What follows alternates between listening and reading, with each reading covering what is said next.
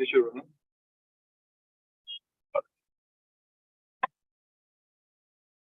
Camera off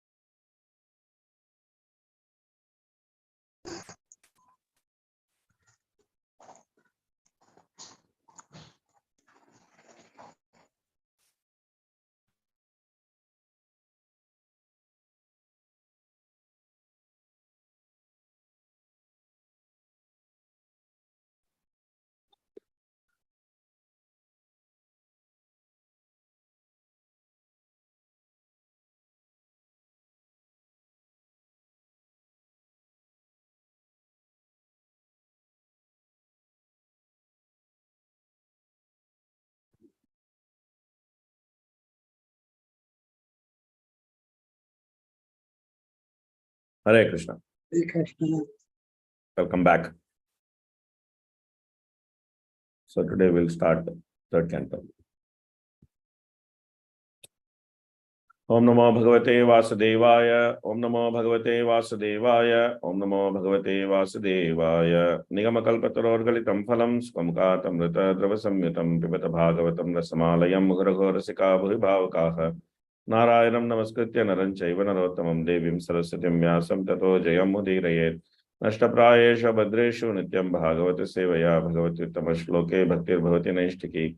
Om Ajnanatimrandasya Jnananjana Shalakaya Chakshurunmilitam Yena Tasmai Shri Gurave Namaha. Shri Chaitanya Manobhishtam Sthapitam Yena Bhutale Swayam Rupakadamahyam Dadati Sapadantikam Vandeyaham Shri Gurun Shri Yuta Padakamalam Shri Gurun Vaishnavamscha Shri Rupam Sagrajatam Sakagana Raghunathan Vitam Tam Sajivam Sadvaitam Savadutam Parajana Sahitam Krishna Chaitanya Devam Shri Radha Krishna Padan Sakagana Lalita Shri Vishakan Vitamscha He Krishna Karuna Sindho Dina Bandho Jagatpate Gopesha Gopika Kanta Radha Kanta Namostute Tapta Kanchana Gaurangi Radhe Vrindavaneshwari Vishavanusate Devi Pranamami Haripriye Vancha Kalpatarubhyascha Kripa Sindhubhye Vacha Patitanam Pavanebhyo Vaishnavebhyo Namo Namaha Namo Vishnu Padaya Krishna Prashtaya Bhutale Srimate Bhaktivedanta Swamin iti namine Namaste Saraswati Deve Gauravani Pacharine Nirvishesha Shunnavadi Paschayata Deshatarine Jai Shri Krishna Chaitanya Prabhu Nityananda Shri Advaita Gadadhara Shiva Sadi Gaura Bhakta Vrinda Hare Krishna Krishna Krishna Hare Hare Hare Rama Rama Rama Hare Hare Mukam Karati Vachalam Pangalangayate Kapatama Mande Shigrum Diyataranam Paramananda Madhavam Shri Chaitanya Mishwayam Katanchana Smrite Ismin Dushkaram Sukaram Bhave Smrite Paritam Syat Shri Chaitanyam Namo. Hare Krishna.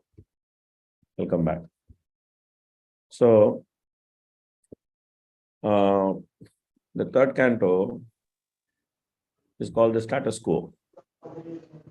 Means it deals with the third topic of the 10 topics of Srimad Bhagavatam. So we saw the 10 topics of Srimad Bhagavatam in the last chapter of the second canto. Atra Sarga Visargascha Sthanam Poshanam Utayaha Manvantare Ishanatata Nirodho Muktirashrayaha. So these are the 10 topics of Srimad Bhagavatam, which we already saw in our study. So in that, the first canto is Sarga, or it is called creation. The second canto is called Visarga, or the cosmic manifestation. The third canto is Sthanam. Prabhupada calls it status quo. It's also Sthanam, status quo. Sthanam means what is the position. So Sthanam can be seen as, has been seen two meanings. One meaning is the place, and the second meaning is the position. So sometimes devotees think that fifth canto is Sthanam. It's not wrong. You can look at different cantos in different ways. It's not a big mistake, or it's not something which is to be worried about, because according to Jiva Goswami, all the 10 topics are there in all the cantos. So therefore, looking at those cantos through a particular topic is not very strange. But in general, because we are followers of Prabhupada, so therefore, we try to understand the information as given by Prabhupada. So that's why we are spending some time to understand this matter. Otherwise, it's not like a super critical thing. So the first 5 chapters, it actually deals with the position of devotees. Before we go into that, in the last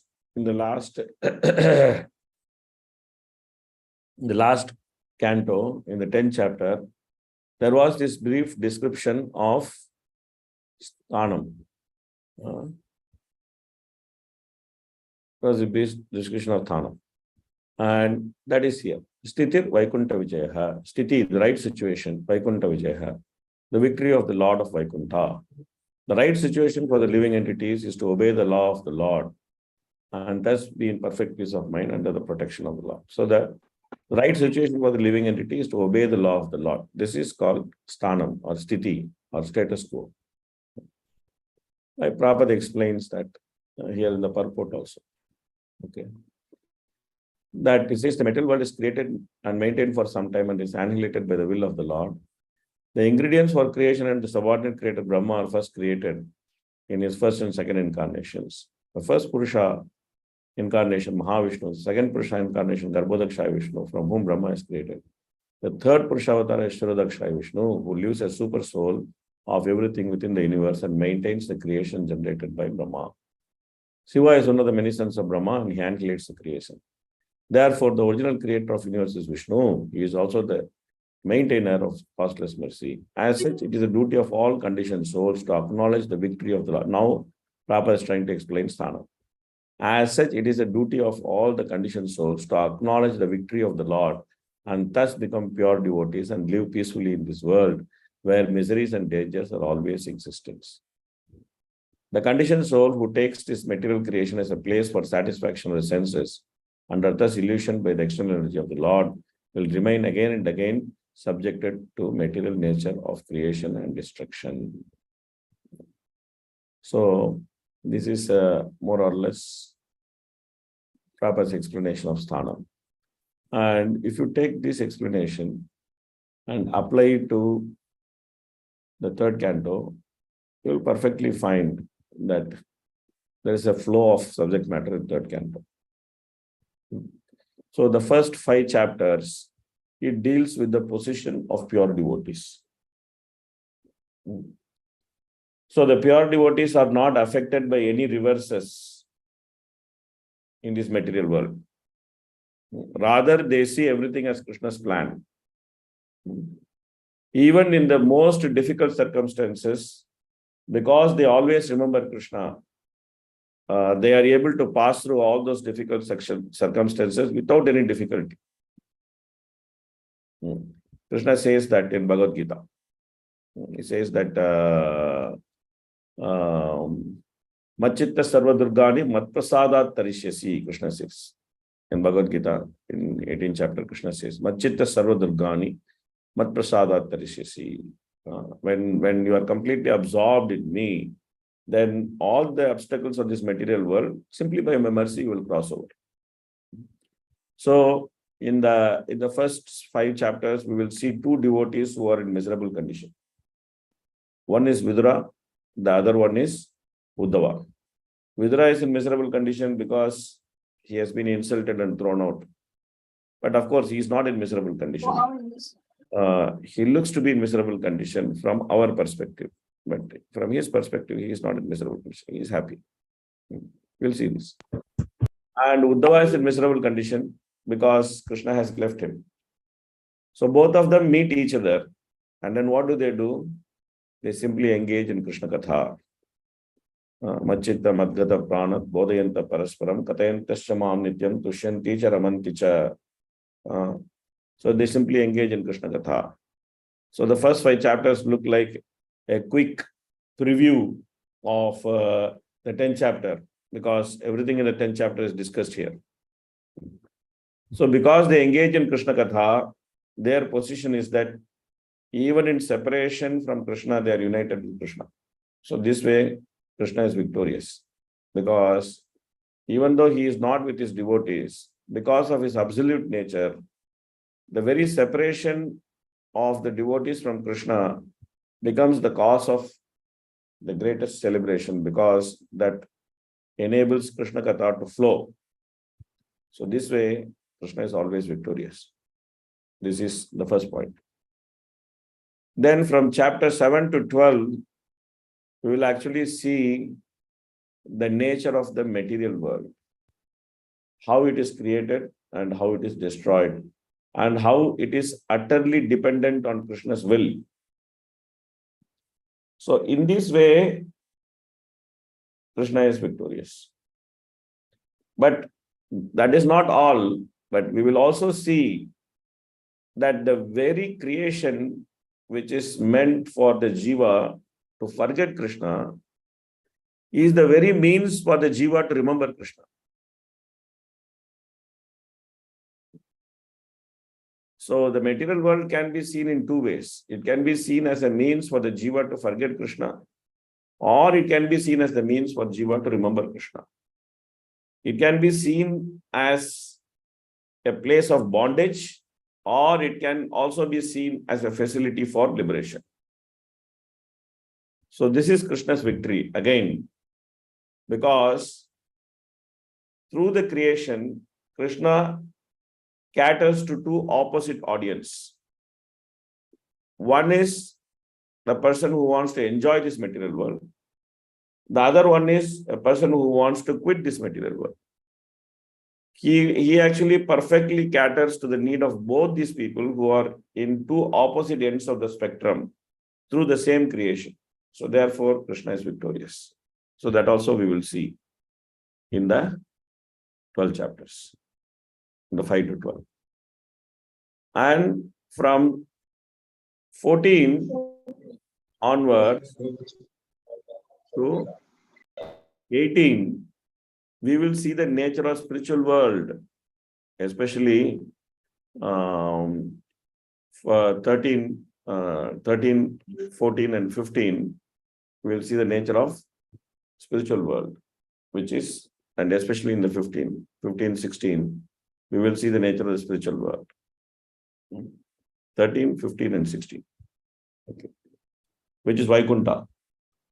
The inhabitants there, how they are, their mood, and who is eligible to enter Vaikuntha, who is not eligible to enter Vaikuntha. All these different things we'll discuss. Okay. In chapter 14, we will see the power of sex life. You will see the power of sex life in chapter 14. So, by creating the sex life, Krishna binds even the greatest of the souls to this material world. The power of sex life will be seen in chapter 14. And by this, Krishna rules over everybody, all the conditioned souls in this material world, through their attraction for sex life. Then, of course, in the description of Vaikuntha, we'll see that Krishna is ruling over Vaikuntha. So that way, Krishna is also victorious. Then, 17, 18, and 19 will show us that how Hiranyaksha, the most powerful being in this material world, in this material creation, the great yogi, he has all the mystic powers, he has all the strength, he has all the stamina, he has all the wealth of this material world, the most powerful personality in this material world. How he is casually killed by the Lord. How he is casually killed by the Lord. So, he was the greatest karmi, he was the greatest yogi. So, even the greatest karmi, the greatest yogi, he cannot stand in front of the Lord for a few moments. The Lord is always victorious. Also, in the previous chapter, where there is description of Vaikuntha, the greatest Jnanis, the four Kumaras, we'll deal with them, and we will see how they were made into devotees. So, Karmi, Jnani, Yogi, all of them can attain perfection only if they come to devotional service. If they don't come to devotional service, all their effort will be wasted. So therefore, again, Krishna is victorious. This will be seen in these chapters. That from 20 all the way up to 24, we will actually see the family life of Kardama and Devahuti. And there, you will see the power of Bhakti over sex life. In chapter 14, we saw the power of sex life and how it is able to bind even great souls like Kashyapa. But in the chapters from 20 to 24, you will see the power of devotional service. Because when that sex life, which is the cause of bondage in this material world, when that is applied in devotional service, that very sex life can become the cause of liberation. So that's the power of devotional service. Because Kardama appears, Kapila Deva appears through the sex life of Kardama and Devahuti, and then he delivers both of them. He delivers Kardama, he delivers Devahuti. So the very sex life, which is a cause of bondage in this material world, due to the power of bhakti, it actually becomes the means of liberation also. So again, Krishna is victorious. So this way, up to 23 or 24, you will find that what is the position of various things. What is the position of devotees? What is the position of karmis? What is the position of jnanis? What is the position of yogis? What is the position of the material world? What is the position of spiritual world? What is the position of those beings who are conditioned? And what is the position of those beings who are liberated? And what is the position of spiritual master? And what is the position of disciple? Because Kardama and Devahuti's pastime, it can be seen from two perspectives. It can be seen from the perspective of husband and wife, and it can also be seen from the perspective of spiritual master and disciple. That pastime is a very potent pastime. It can be seen from two perspectives. So therefore, you'll also find that what is the position of spiritual master and what is the position of disciple. Then from 24 onwards, from 25 onwards, all the way up to 33, it is Kapila Siksha. And Kapila Siksha is nothing but the philosophical explanation of the 24 chapters. The first 24 chapters is the explanation of Sankhya philosophy by pastime. And 25 to 33 is explanation of these pastimes through Sankhya philosophy. So this is how the third canto works. So you have some idea of how the different chapters are interconnected and some relationship is there between these chapters. It is not like some random events happening. So in all cases, the Lord remains victorious. That is the nature of the Supreme Lord. Sthiti Vaikunta Vijayaha. The Lord is always victorious. So this point is nicely explained in third canto. So therefore, the third canto can also be called as Sthana. So this is some general explanation before we go into third canto, so that you have some context of all these pastimes, that how they are related and what is the overall theme and how it is flowing and how the theme is being conveyed through the different pastimes. Otherwise, you may just see that, okay, why there's one pastime, why there's another pastime? What is the connection between them? You will not find so much connection. Okay. So, any questions or comments before we go into the actual reading? Yes, Prabhuji, may I ask a question? Yes, yes. Hare Krishna, Prabhuji. Prabhuji, like you said that this canto, third canto is Sthanam. In English, it is written status quo. Yeah. Status quo literally means something which is situated as it is. So Yeah. I just want to understand the meaning in context of the reading of this canto, third canto, status quo exactly. Yeah, means what is the status of the Lord? The Lord is always victorious. That is the status of the Lord. What is the status of devotees? They are always with the Lord. That is the status of devotees. What is the status of karmi jnani yogi? Unless they become devotee, they will get destroyed. That is the status of karmi jnani yogi. What is the status of spiritual world? It eternally exists and the Lord is eternally living with his associates, the spiritual world. That's the status of the spiritual world. What is the status of the material world?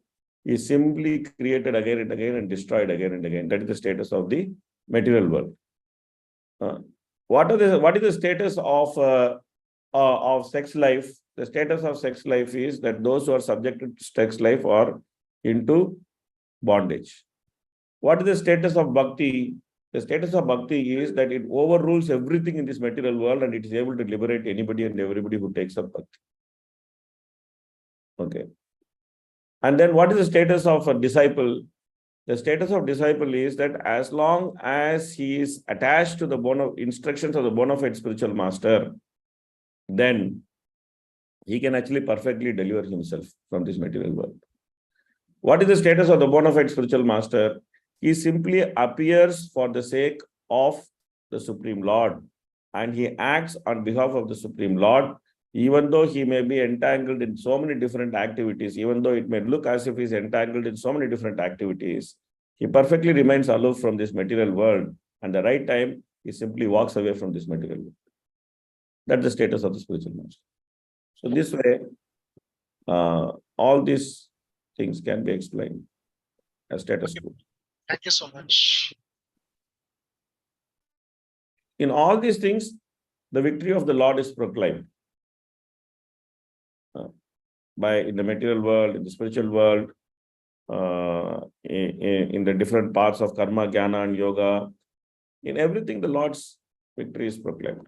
There is no one greater than the Lord, and there is no one equal to the Lord. Na samas nadipikasya jishyate. In the Upanishad, it is said that there is nobody equal to him, there is nobody greater than him. He is called Asamurdva. There's nobody equal to him, there's nobody greater than him. So that is his status. So that's what it is. So if you actually see these chapters, you'll find this is what you'll find. Prabhuji, one question. Yes, Prabhuji. Prabhuji, can you explain about the difference between Pradhan and Mahatattva? Okay, so I'll give a simple example. You have a milk in one vessel. Okay. In that milk, there is curd, there is paneer, there is butter, there is ghee, there is whey. Everything is there in that milk. Correct or no? Yeah. But can you show where is butter, where is paneer, where is curd, where is ghee? Can you show?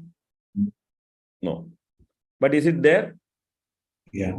Yes. How can you get all those things? By churning it. By various transformation of milk, you can get all those things. Yeah. And what causes the transformation? Time factor causes the transformation. Okay. Is it clear? Now this is clear? Okay. So when milk is there as milk, it is called pradhana. When the same milk is seen as buttermilk, as butter, as paneer, as whey water, and as ghee, that is called Mahatattva. Is it clear? Yeah. So now, instead of milk and butter, paneer, ghee, etc., now you keep the 24 elements. Okay. Yeah. When the 24 elements cannot be differentiated from each other, that is called pradhana. They are existing, but they cannot be differentiated from each other. Just like within the milk, paneer, ghee, butter, curd, all of them are existing. But when it is as milk, they cannot be differentiated from each other. So same way, when the 24 elements are existing and when they cannot be differentiated from each other, it is called pradhana. But when the Lord's glance falls on that, and then when it is agitated through the time factor, then it actually separates into all the 24 elements. So that is called Mahatattva. So it means Pradhan is not, time is not there in Pradhan. No, when the status of Pradhan is there, time factor has not started acting. Yeah. Okay. Thank you. Okay. Any other question? Any other question, comment? observation.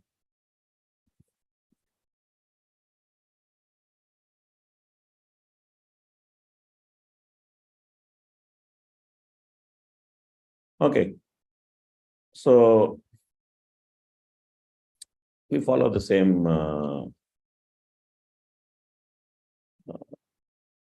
same system. Oh, it came to 7th chapter because I was dealing with 7th chapter. Let's just start from 1.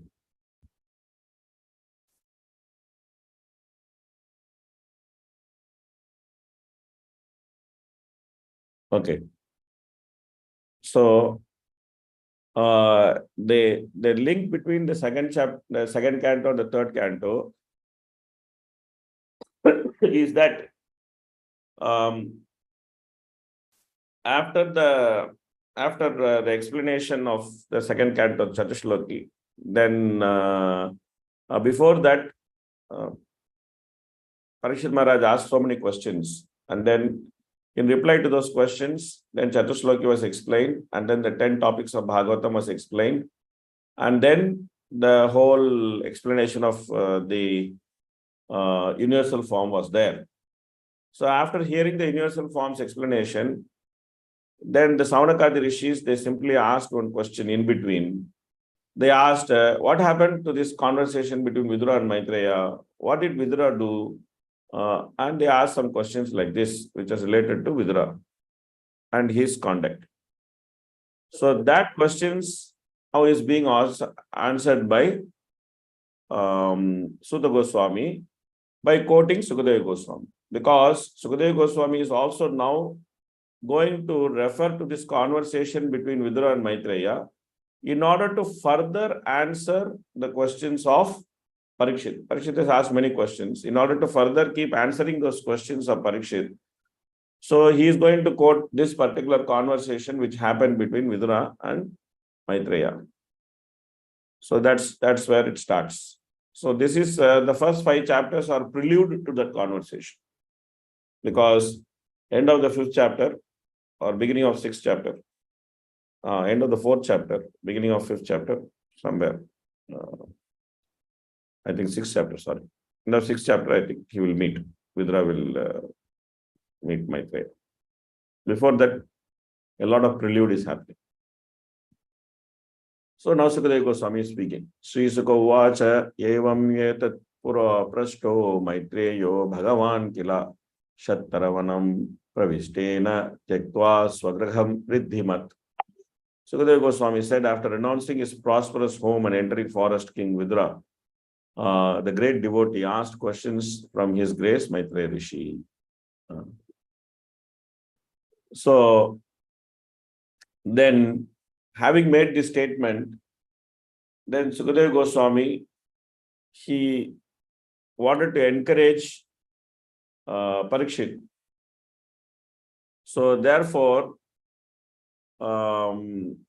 he simply talked about his ancestors, the Pandavas, because here he referred to Duryodhana's palace as Riddhimat. Riddhimat means as prosperous. Because Vidura was living with Duryodhana. So therefore, he referred to Duryodhana's palace or Duryodhana's residential quarters as Riddhimat.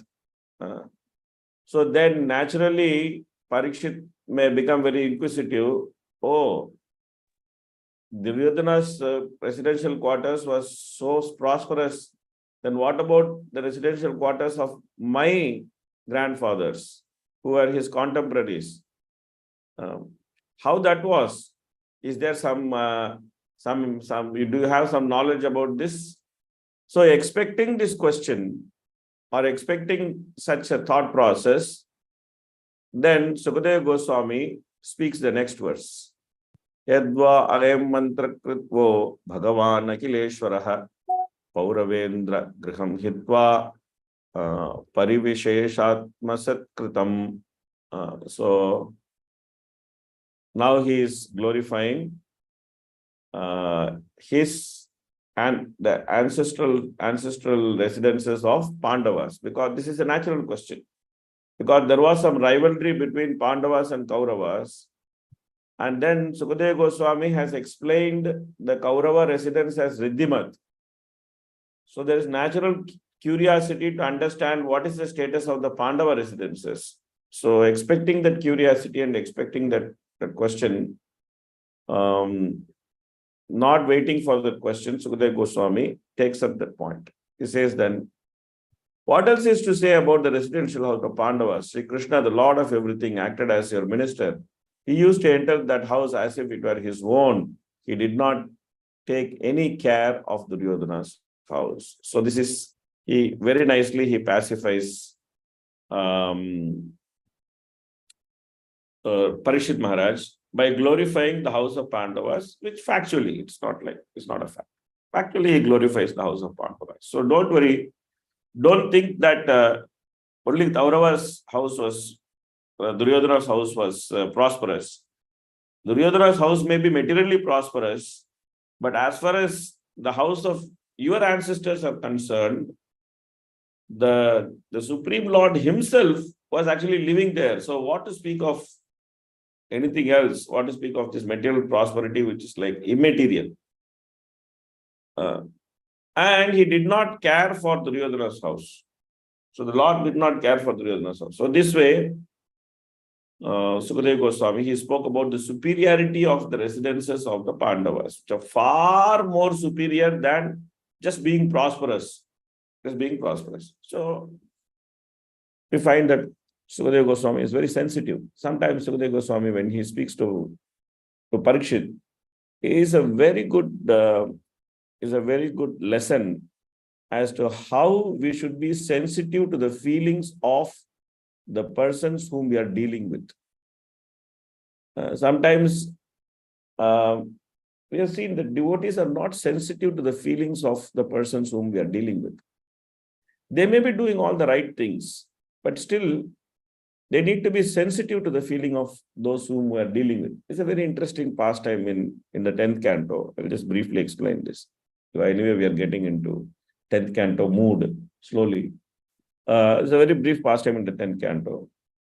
When Akrura entered Vrindavan, that was considered a textbook entry for Vrindavan. Because Akrura's consciousness of entering Vrindavan was 100% perfect.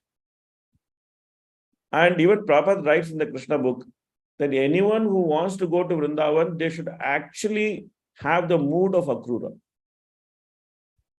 So Akrura was such a perfect devotee, and his entry into Vrindavan is so nicely glorified by all the acharyas. Then he went there, he came to take away Krishna and Balaram. So he spoke to the elders there, Nanda Maharaj and others. And somehow Krishna and Balaram, they convinced everybody that they should go with Akrura. And all the people in Vrindavan were convinced that Krishna and Balaram should live with Akrura, except for a group of people. Who are they? They are the young gopis of Vrindavan. They were actually thinking that this is suicidal policy to send Krishna, because they were very intelligent. They know that when Krishna goes, he's not going to come back. So they're very, very intelligent. So for them, they were thinking all these elders, they're supposed to have so much, they're supposed to be much more wiser, they're supposed to have so much experience. But can't they see actually they're committing suicide by sending Krishna to and Krishna and Balaram with Akrura? So these guys are not going to come back. It's going to be disaster for Vrindavan. So therefore, they saw that there is no other way that it can be stopped. And they became very angry with Akrura. And they started saying that who gave this name Akrura to this man who has come to take Krishna away from Vrindavan? He should be called as Krura, cruel man. He is simply taking Krishna and Balaram from Vrindavan. What does he think about himself? Just because he has a nice golden chariot, what does it mean? And then they decided that, okay, we will take all the matter in our hands. And tomorrow, we will go and do one big dharna in front of the chariot. We will go and we will do the road roko. The first road roko was done by the gopis. They were the first ones to start this road roko and dharna. So they went in front of the chariot and they all blocked the road in front of the chariot. And some of them got into the trees and they were throwing branches at Akrura so that, he cannot go into the chariot. And some of them were trying to scare the horses. So different people are doing, but somehow Akrura was so intensely focused on taking Krishna and Balaram that he completely failed to notice what is happening around him. His complete consciousness was focused on Krishna and Balaram. But Krishna was quite aware that this is going too much. He is going too much, that the situation is going beyond control and therefore will not be able to go. So therefore Krishna made this promise, Ayas Siti, I'll come back. So when Krishna made this promise that I'll come back, then the gopis had no way of stopping Krishna anymore, because Krishna has made a promise that he will come back. So therefore they cannot stop him. So very reluctantly the gopis were standing as the rath was going. They were seeing. They didn't want to go back to their houses till the dust, the last speck of dust was still visible. They're just standing and watching. Krishna's going. Now, up to this is all fine. But the real problem comes with Akrura when the Samantaka Jwal episode starts. Then Akrura somehow gets entangled in this controversy of Samantaka Jwal. And then he goes and he makes the plot with Kritavarman, the Satrajit. So then because of that, he had to escape from Dwarka, and he had to go and live in Kashi with the Samantaka Jwal amongst the Mayavadis. He could not live in Dwarka. So why did Akrura, who was such a great personality, get entangled in the Samantaka Jwal controversy? Why he had to leave Dwarka and go and live in Varanasi with Mayavadis? Our Acharyas have explained that is the punishment Akrura got because he was insensitive to the feeling of the gopis.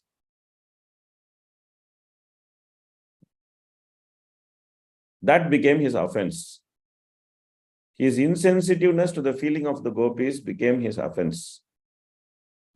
And because of that, he had to leave Dwaraka and he had to go and he had to hide in Varanasi.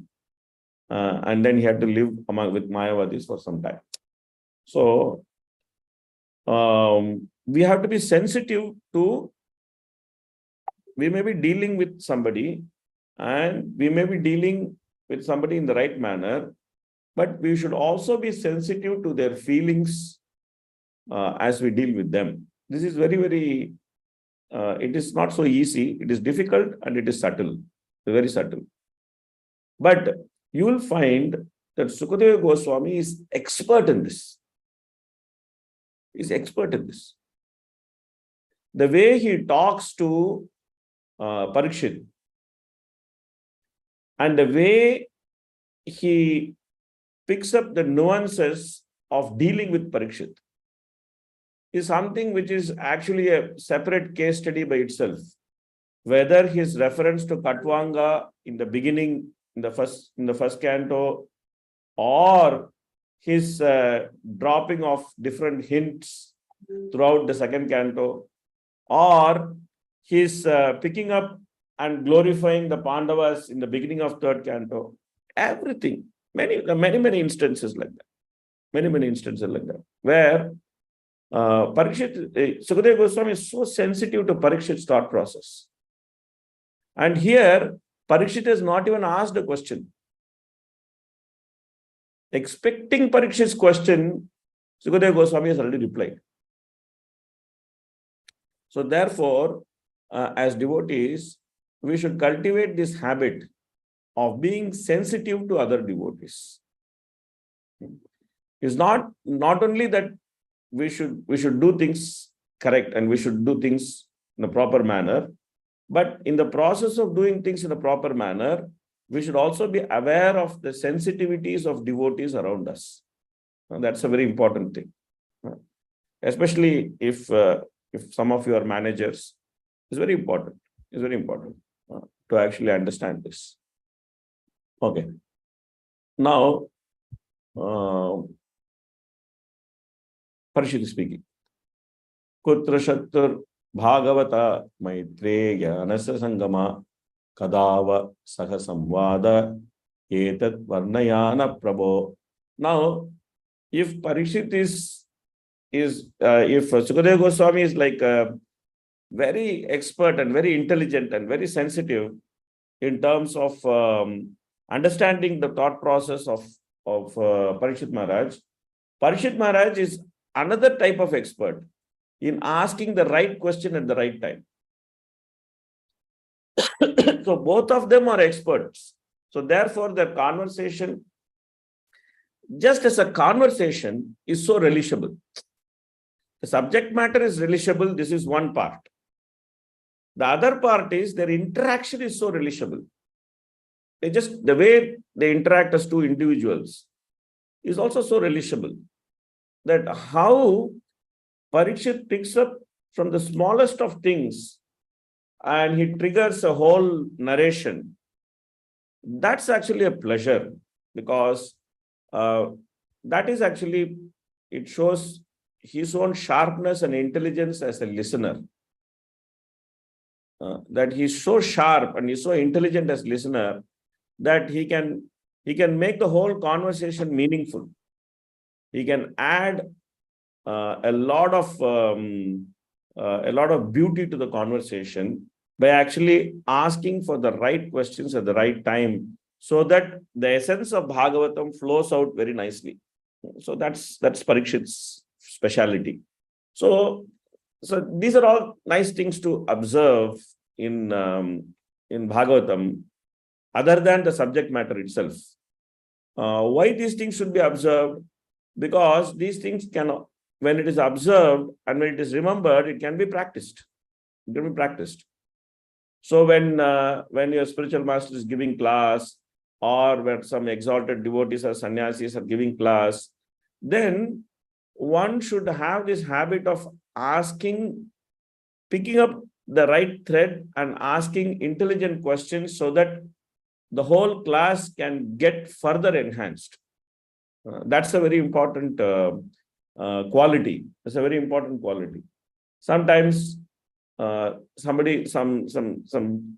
nice devotees, exalted devotees, they give a very nice class, and then some person is given opportunity to ask question, and then he really asks some not so nice question, and then you see what could be extracted or further churned from the class, the whole opportunity gets lost. The whole opportunity gets lost. So therefore, these things should be nicely observed in Bhagavatam. That how to be sensitive when you present the subject matter to others. And when you are the listener, how to pick up the right thread and ask like a sharp question, which can end up enhancing, or which can enhancing the quality of the conversation, especially when you deal with when you're sitting in class with some exalted personalities like big sannyasis, pure devotees, you're giving class, then definitely we should be very attentive to this. So this is the quality of Parikshit. So the king asked Sukadeva Goswami, where and when did the meeting and discussion take place between Saint Vidura and His Grace Maitreya? Kindly oblige my lord and discuss this. So, okay, let's read further translations. Just go and read some translations, please. Go ahead, read translations. Text 1.4 Translation. Saint Vidura was a great and pure devotee of the Lord, and therefore his questions to His Grace Rishi Maitreya must have been very purposeful, on the highest level, and approved by learned circles. So it is sadhuvada. He is saying it is sadhuvada. This is not like some useless talk, like two people get together. Generally in this material world, when two men get together, they talk about a woman. And when two women get together, they talk about a woman. Okay, because this is the very nature of this material world. The subject matter of discussion is simply woman, woman, woman. So this is the nature of material world, because the material world is driven by sense gratification. But this conversation between Vidura and Maitreya, it is explained as sadhuvada. And it is also explained as upabhramritaha. It is full of approval of all the great sages and saints. And it is also explained as variyashi. Variyashi means highly purposeful. Highly purposeful. Like in the beginning of second canto, Sukadeva Goswami, he condemned the purposeless questioning. He condemned the purposeless questioning. Anybody remembers the verse where he spoke about purposeless questioning on this material world? Anyone remembers the verse? What verse it is?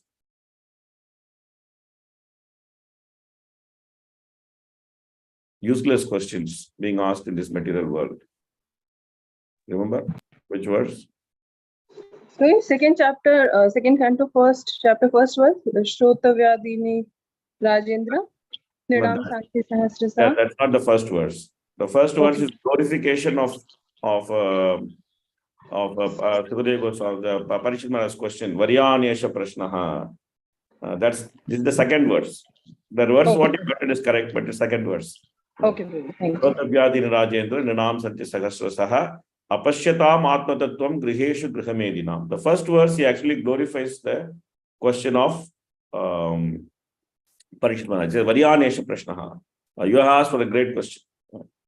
Again, there also he says the same thing. He says that Atmavid Sammatam Pumsam. He says that all those who are expert in self-realization, they all will agree with the nature of your questioning and their line of questioning, he says. So that's basically the first verse is glorification of Parikshit's question.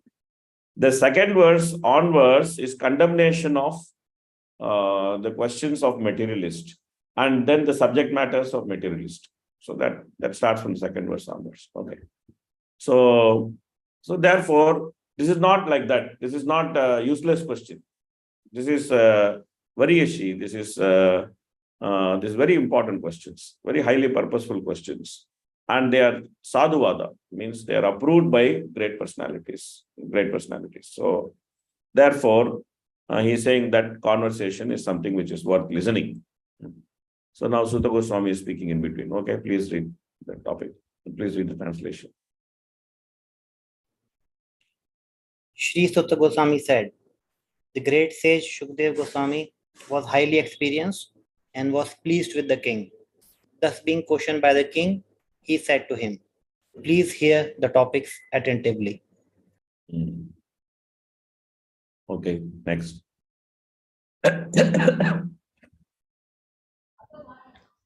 Sri Sukadeva Goswami said, King Dhritarashtra became blind under the influence of impious desires to nourish his dishonest sons, and thus he set fire to the lacquer house to burn his fatherless nephews, the Pandavas. Next. King did not forget his son Dushashan's abominable action of grabbing the hair of Draupadi, the wife of godly King Yudhishthir, even though her tears were washed the red dust out on her breast. Okay.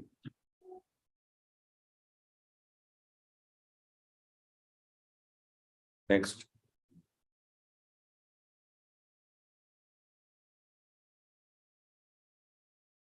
Yudhishthira, who was born without any enemy, was unfairly defeated in gambling, but because he had taken the vow of truthfulness, he went off to the forest. When he came back in due course and begged the return of his rightful share of the kingdom, he was refused by Dhritarashtra, who was overwhelmed by illusion.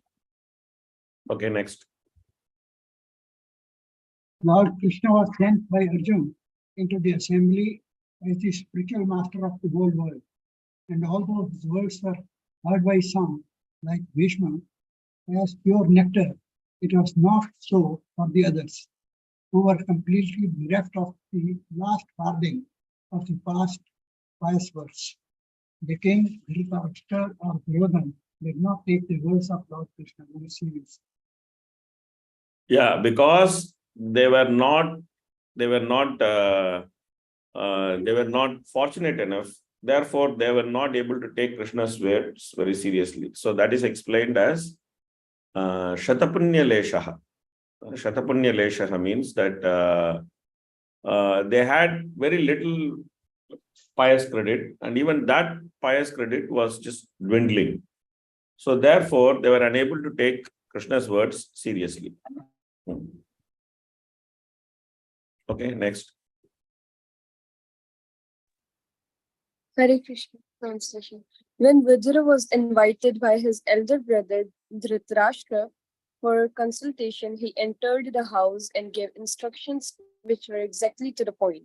His advice is well known, and instructions by Vidura are approved by expert ministers of the state.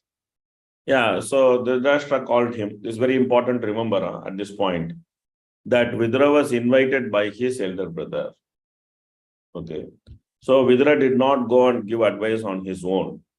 He didn't go there to give some free advice. He was invited by his elder brother and he was asked to give his advice. It's a very important point to remember, because what is going to happen next, this context is quite important. Okay, so now Vidura is speaking. What Vidura said. Okay. Vidura said, "You must now return the legitimate share to Yudhishthira, who has no enemies, and who has been forbearing through untold sufferings due to your offenses. He is waiting with his younger brothers, among whom he is the revengeful Bhima, breathing heavily like a snake. Surely you are afraid of him." Okay, next. Hare Krishna. Lord Krishna, the personality of Godhead, has accepted the sons of Pratha as his kinsmen, and all the kings of the world are with Lord Shri Krishna. He is present in his home with all his family members, the kings and the princes of the Yadu dynasty, who have conquered an unlimited number of rulers, and he is their Lord. Okay, next. You are maintaining offense personified Duryodhana as your infallible son, but he is envious of Lord Krishna. And because you are thus maintaining a non-devotee of Krishna, you are devoid of all auspicious qualities. Relieve yourself of this ill fortune as soon as possible and do good to the whole family. So he gave very frank advice to him, because that's what is expected out of a minister, that he should speak without fear and he should speak very frankly. So he gave very fair assessment of the strength of the enemy or the so-called enemy, and then he gave a fair assessment of his problem and where it comes from and how to mitigate the problem. He has given him a comprehensive solution. Okay, now please continue. Next person. While speaking thus, Vidura, whose personal character was esteemed by respectable persons, was insulted by Duryodhana, who was swollen with anger and whose lips were trembling. Duryodhana was in company with Karna, his younger brothers, and his maternal uncle Shakuni. Yeah. So normally good advice to a fool is most dangerous. So therefore, one is not supposed to give good advice to fools. But in this case, the good advice was not asked by a fool. It was actually asked by the fool's father. So therefore, the advice was actually given to him, but in the presence of the fool. So therefore, he could not tolerate. Therefore, Duryodhana, he could not tolerate, and then he reacted. Now, what is Duryodhana's reaction? Okay, please read. Who asked him to come here, this son of a kept mistress? He is so crypt that he spies in the interest of the enemy against those on whose vote he has grown up. Toss him out of the palace immediately and leave him with only his breath. See, this is his verdict. First question he asked was, who asked him to come here? That's why I said the context of Vidura coming to the palace is very important. His father asked him to come there. Vidura was not there without invitation. So he actually hinted as if Vidura came there without invitation. And then gave his opinion when it was not asked for. So blatantly he tried to hide the fact by saying who asked him to come here. Then he actually called him Dasya Sutam. He called him Dasya Sutam. And he also said, Yet Balinaiva Pushtaha, he has actually grown up by our food, our remnants.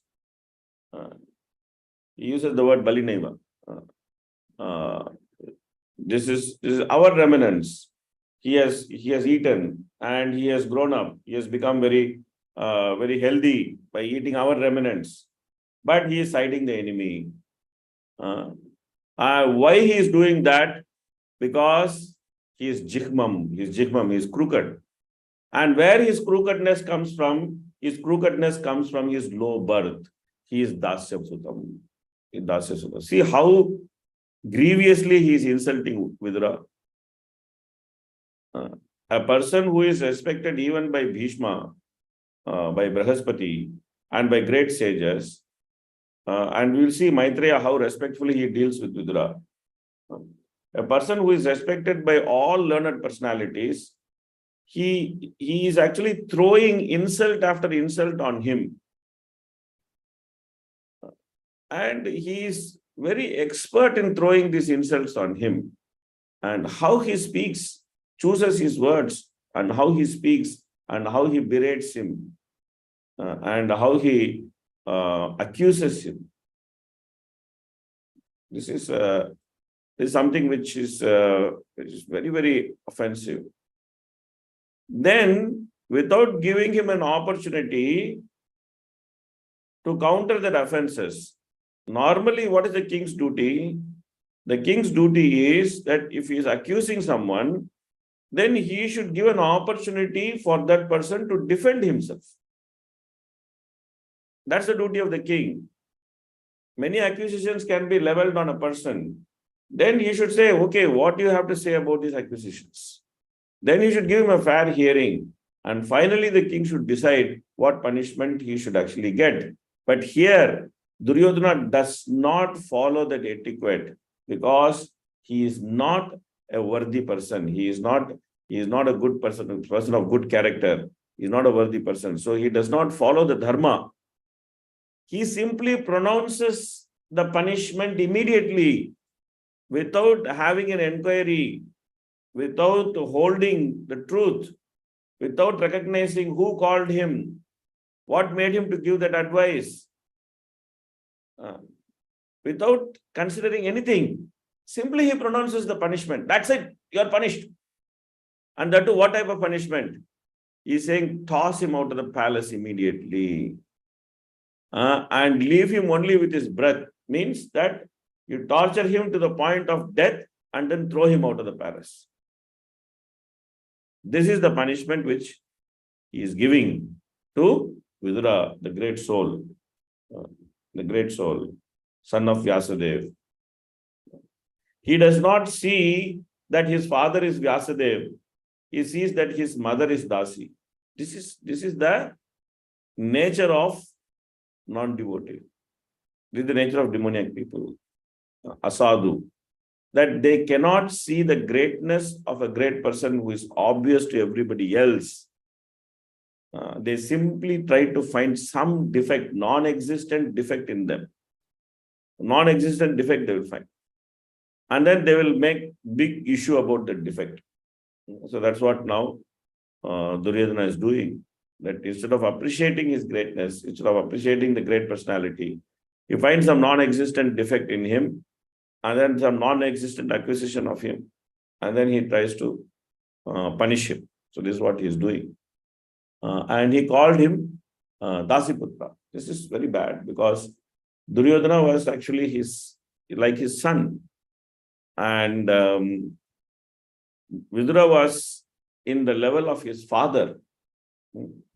So to use such strong words against a person who is at the level of his father, this is unprecedented. It's unprecedented. Unprecedented. So the insult was very grave. It was not an ordinary insult. It was very, very grave insult. Now, what is Vidura's reaction? This is excellent. So this is our learning point in this one of the main learning points in this section. What is the reaction of Vidura? Okay. Thus being pierced by arrows through his ears and afflicted to the core of his heart, Vidura placed his bow on the door and quit his brother's palace. He was not sorry, for he considered the acts of the external energy to be supreme. Yeah, so he was not sorry. Even though it is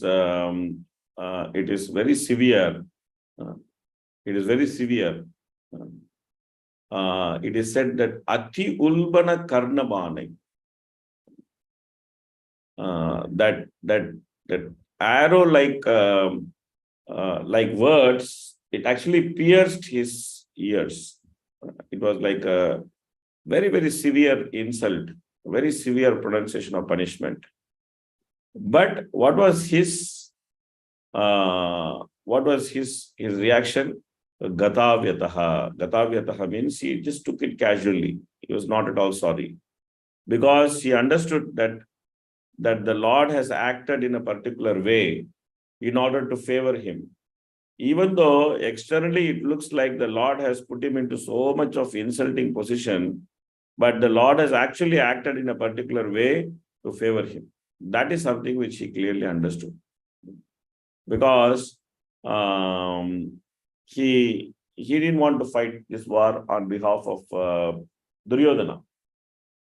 And if Duryodhana had dealt with him in a very respectful manner, then that would have actually made him put him in an obligatory position to fight for Duryodhana. And if he had fought for Duryodhana, it was more or less impossible to defeat Duryodhana's army because of the power of Vidura. He is one of the greatest and most powerful personalities in Duryodhana's side. And he was also a very righteous personality.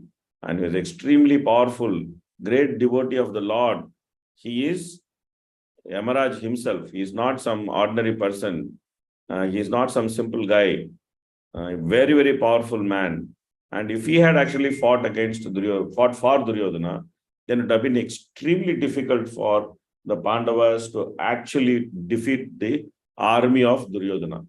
Therefore, he saw this as Lord's arrangement, perfect arrangement of the Lord to actually quit the whole scene based on Duryodhana's order. He didn't quit on his own. He is now quitting the whole scene based on Duryodhana's order. So therefore, he felt that, okay, this is all very nice. So that brings to the end of the section. Then after that, what Vidura did starts from the next verse. Okay, let's read some purports from beginning. It's a very instructive section. Let's read the purports from beginning. Okay, please read the purport. According to the Gaudiya Achintya Bhedabhat Tattva philosophy, anything which satisfies the senses of the Supreme Lord Shri Krishna is also Shri Krishna. For example, Shri Vrindavan Dham is non-different from Shri Krishna, Tad Dham Vrindavanam, because at Vrindavan the Lord enjoyed the transcendental bliss of his internal potency. Thus the house of the Pandavas was as good as Vrindavan, and Vidura should not have given up that place of transcendental bliss. For a saintly person like Vidura, any disturbances due to worldly affair is insignificant. Such disturbances, however, are sometimes favorable for higher realization, and therefore Vidur took advantage of a family misunderstanding in order to meet Maitreya Rishi. So this is very nice. Very clearly he explains that a devotee should be very alert to what is happening around him and what is happening to him. When he is very alert about what is happening around him and what is happening to him, then he will be able to see the different directions which Krishna is giving him. Then he will be able to intelligently pick up those directions and then act according to Krishna's will. So therefore, a devotee should always be alert about what is happening around him and what is happening to him. He should be alert in both cases. He should not just think that, okay, something is happening, whatever is happening is okay. He should not be like that. Be very alert that, okay, this is happening around me and this is happening to me. So therefore, I should try to find Krishna's mercy, Krishna's plan in this. Sometimes it may not be very clear what is Krishna's plan. So then definitely then one should consult with seniors, one should consult with devotees whom they trust, whom they can open their heart, and then they should have some conversation with them to try to figure out what is Krishna's plan or why Krishna is actually putting them through a certain circumstance. So now that's what Prabhupada is saying, that Vidura is actually very sensitive to what is happening in the family. And then he took advantage. And Prabhupada also did the same thing. There was some little misunderstanding with him and his wife. And Prabhupada was very alert to this point. And then immediately he took advantage of that misunderstanding. And then because he saw that his duty is over, his time has come, he had to leave the family, and his family was also well situated. So therefore, and the family did not need him also. So considering all this, and since he had the bigger mission which he had to accomplish, so therefore, Prabhupada utilized that time and the hint and that little bit of misunderstanding, and then he walked out of the home, and then rest became history.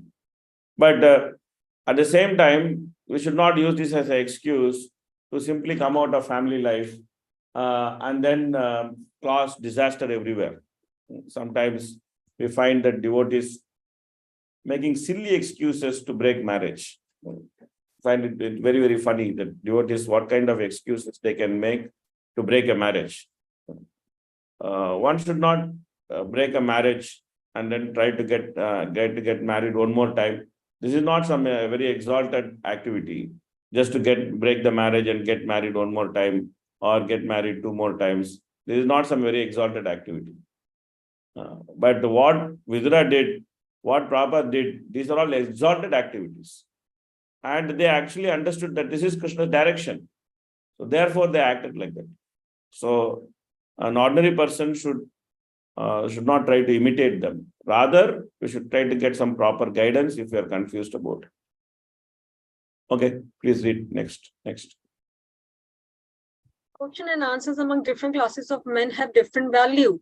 Question and answers by different classes of men can be guessed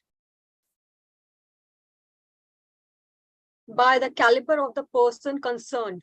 There is a difference between karma and the karma yoga. Karma is regulated action for the enjoyment of the fruit by the performer, but karma yoga is action performed by the devotee for the satisfaction of the Lord.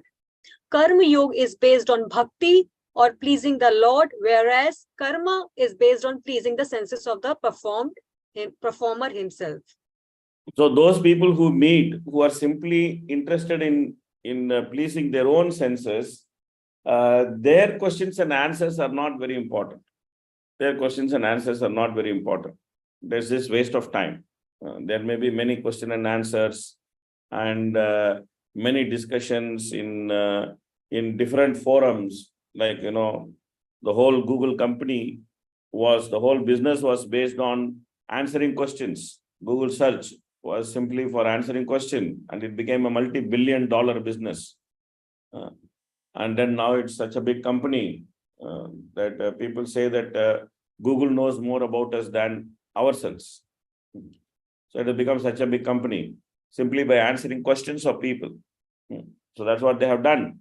But those questions are of not much value because they're simply based on the questions of sense gratification. But then there are other people who are great devotees, and they're asking questions and they're actually conversing with each other. That conversation is of great value. because that conversation, it can bring auspiciousness to the whole world. It can destroy the ignorance of this world. It can bring auspiciousness to the whole world. Therefore, the caliber of the conversation is very important. What conversation to follow? There are many conversations, millions and billions and trillions of conversation happening in this material world. But the caliber of the conversation is very important. Yes, Mataji. Jagat Mata Sachi Mataji. Hare Krishna, Prabhuji, Dandavat Pranam. Hare Prabhuji, Bol. my question is that why nobody Sorry. Hare Krishna, you got muted, Mataji. Please unmute yourself and ask the question. Hare Krishna, Prabhuji. My question is why nobody tried to stop Vidura when he is living, like Bhishma Pitama or Dhritarashtra, because Dhritarashtra invited him himself and he respects him. When Duryodhana insulted him, Duryodhana is not the authority. The king is Dhritarashtra. Why nobody tried to stop? So Bhishma didn't stop him because Bhishma also understands the plan of the Lord.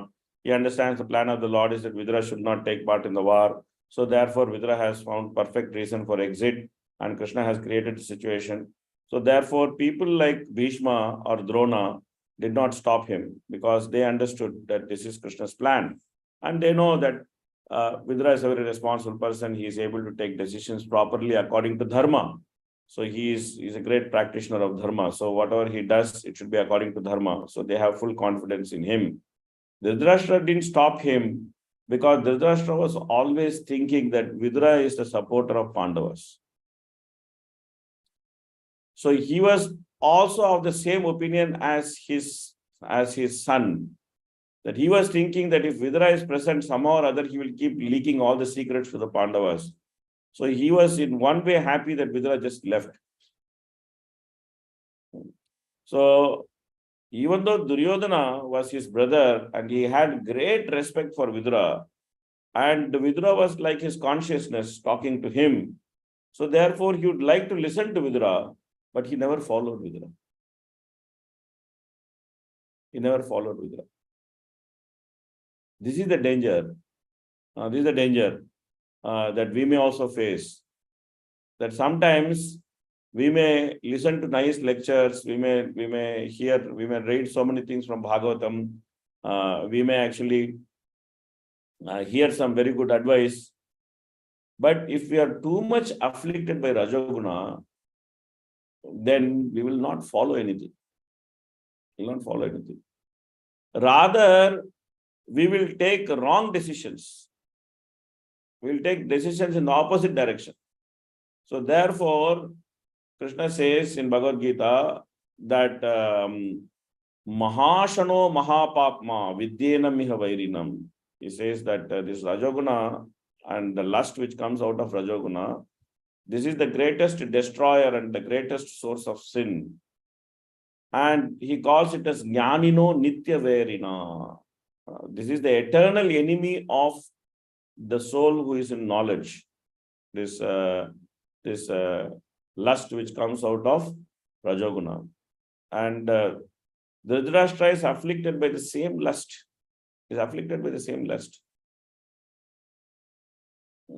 So therefore, Dhritarashtra was in one way relieved that, okay, now Vidura left, okay, it's okay.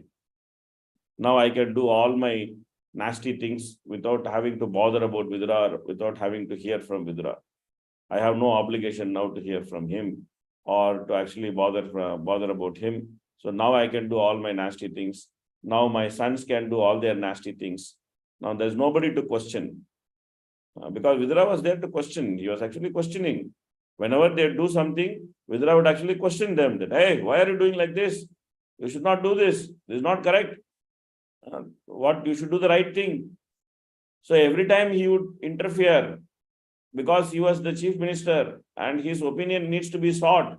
So therefore Dhritarashtra would seek his opinion and then Vidura would give the right opinion. And that was a great source of irritation for everybody, including Dhritarashtra.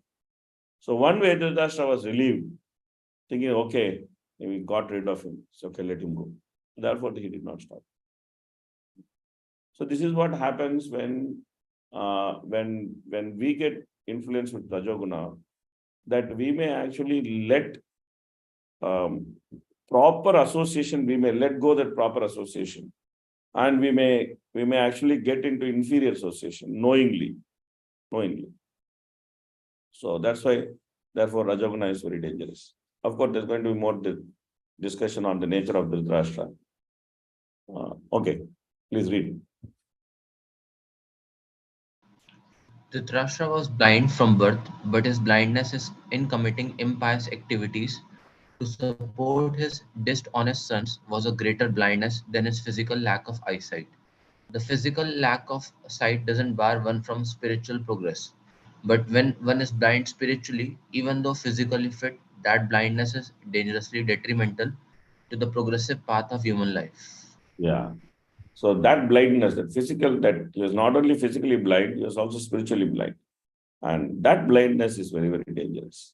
And in fact, all the blame for Duryodhana being like that should actually go to Dhritarashtra, because Duryodhana was simply a reflection of Dhritarashtra's envy towards the Pandavas.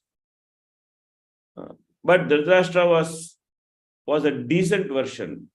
So therefore, he was able to hide his treachery with behind some very sweet words and behind diplomacy. But Duryodhana was like a raw version of his envy. So therefore, Duryodhana didn't have that finesse which Dhritarashtra had. He didn't know how to hide himself. He didn't know how to hide his feelings. He was just full blast, full on. He was just a raw expression of Dhritarashtra's envy. So therefore, the real villain is actually Dhritarashtra, not Duryodhana. Duryodhana is simply a victim of his father's envy. And then he turned out to be like this.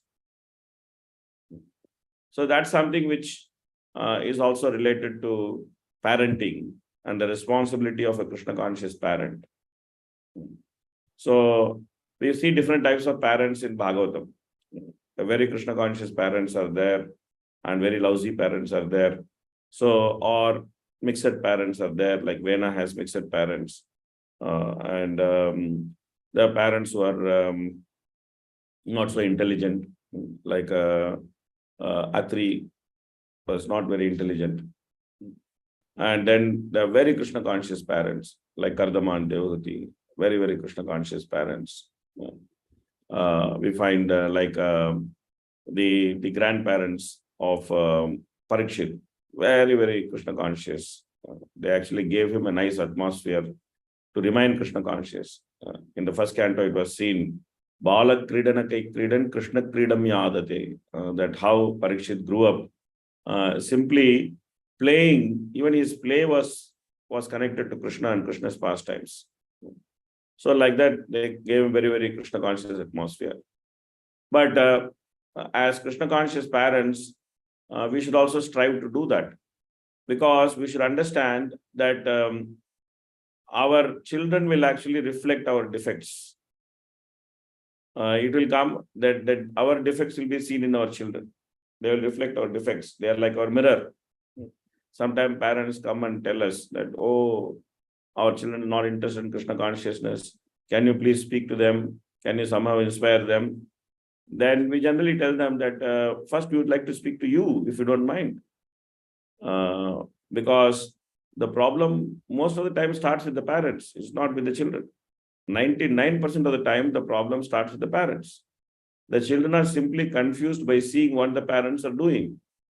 So if the children are not interested in Krishna consciousness, then we should see what the parents need to do to actually change themselves. It's not so much about the children. It's most of the time about the parents. About 90% of the time, it is about the parents. It's not so much about the children. So therefore, Krishna conscious parenting is very important subject. Of course, it's a vast subject matter, but in context, some discussion. Okay, please read. A Brahmana, Kshatriya or Vaishya will not accept employment for his livelihood under any circumstances. Yeah, the only person who will actually work for money is Shudra. None of them will work for money. And in Kali Yuga, everybody works for money. That's why in Kali Yuga, Kalo Shudra Sambhava, everybody is like Shudra. We have very few Vaishyas. And also not, they only namesake Vaishyas. They're not actually real Vaishyas because they don't follow the duty of Vaishya.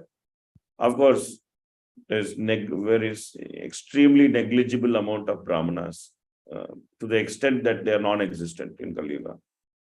And there is extremely negligible amount of Kshatriyas in Kali Yuga to the extent that they are non-existent. So therefore, Kali Yuga is suffering because no good Brahmana, no good Kshatriya. Of course, you will find a very interesting discussion between Swayambhu Manu and Kardama about the interdependence of Brahmanas and Kshatriyas and how it is important for the peaceful functioning of a society. It is there in the 20th chapter. You'll find that. It's a very, very interesting discussion. Very, very wonderful and stimulating discussion actually about the interdependence of Brahmanas and Kshatriyas and their role in the society. Find it later. Okay, please read. This is the way of persons who have no credit of pious deeds. By past pious deeds, one may become the king of a country, but because the results of the pious acts of Duryodhana and company were dwindling, it became evident from their actions that they were sure to lose the kingdom to the Pandavas. The message of Godhead is always like nectar to the devotees, but it is just the opposite to the non-devotees. Sugar candy is always sweet to a healthy man, but it tastes very bitter to persons suffering from jaundice. But the very medicine for that jaundice is sugar candy. So therefore, even though it tastes bitter, a sadhaka has to eat that sugar candy. Means that he has to practice Krishna consciousness, even though he may not be so much interested in practicing Krishna consciousness. The sadhaka actually push himself to practice Krishna consciousness so that the disease can be resolved, the diseased condition can be resolved. Then the natural taste for Krishna consciousness comes. And in that natural position of taste for Krishna consciousness, he will be able to appreciate the sweetness of Krishna consciousness. Of course, this is a very famous example which is given by Rupa Goswami. Okay, please read.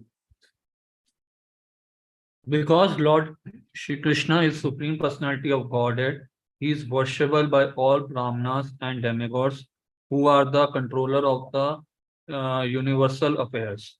This system was laudable because the Kshatriyas and the princes would marry only on the basis of chivalry of the conquering Kshatriya.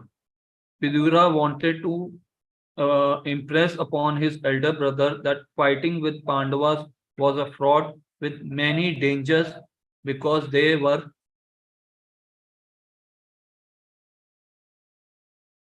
supported by Lord Shri Krishna, who had conquered even in his childhood demons like Kamsa, Jarasandha, and the demigods like Brahma and Indra. Therefore, all universal power was behind the Pandavas. So he gave them proper advice that why actually he's saying like that. Okay, continue. Next verse. Report. A good son is called Apatya, one who does not allow his father to fall down. The son can protect the father's soul when the father is dead by offering sacrifices to please the Supreme Lord Vishnu. But if the son is already an enemy of Vishnu, how in such an inimical mood can he offer sacrifice unto Lord Vishnu's lotus feet? He himself was too fell down because of his faithlessness toward Vishnu. How then could he protect his father? According to the moral instruction of Chanakya Pandit, what is the use of a son who is neither a learned man nor a devotee of the Lord? Please read the underlined portion also.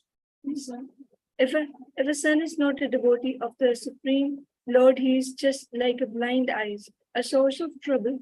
A physician may sometimes advise the extrication of such useless eyes from their sockets so that one can be relieved of the constant trouble.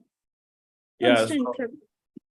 So this is the problem when the son is not so competent. So then that son he is not so useful. Rather, he becomes a source of constant trouble. So when the son is a source of constant trouble, it is better to renounce that son. That's what Vena's father did. He simply walked off. He simply went to the forest because Vena was such a trouble that he thought, okay, better than to stay with him, better go to forest.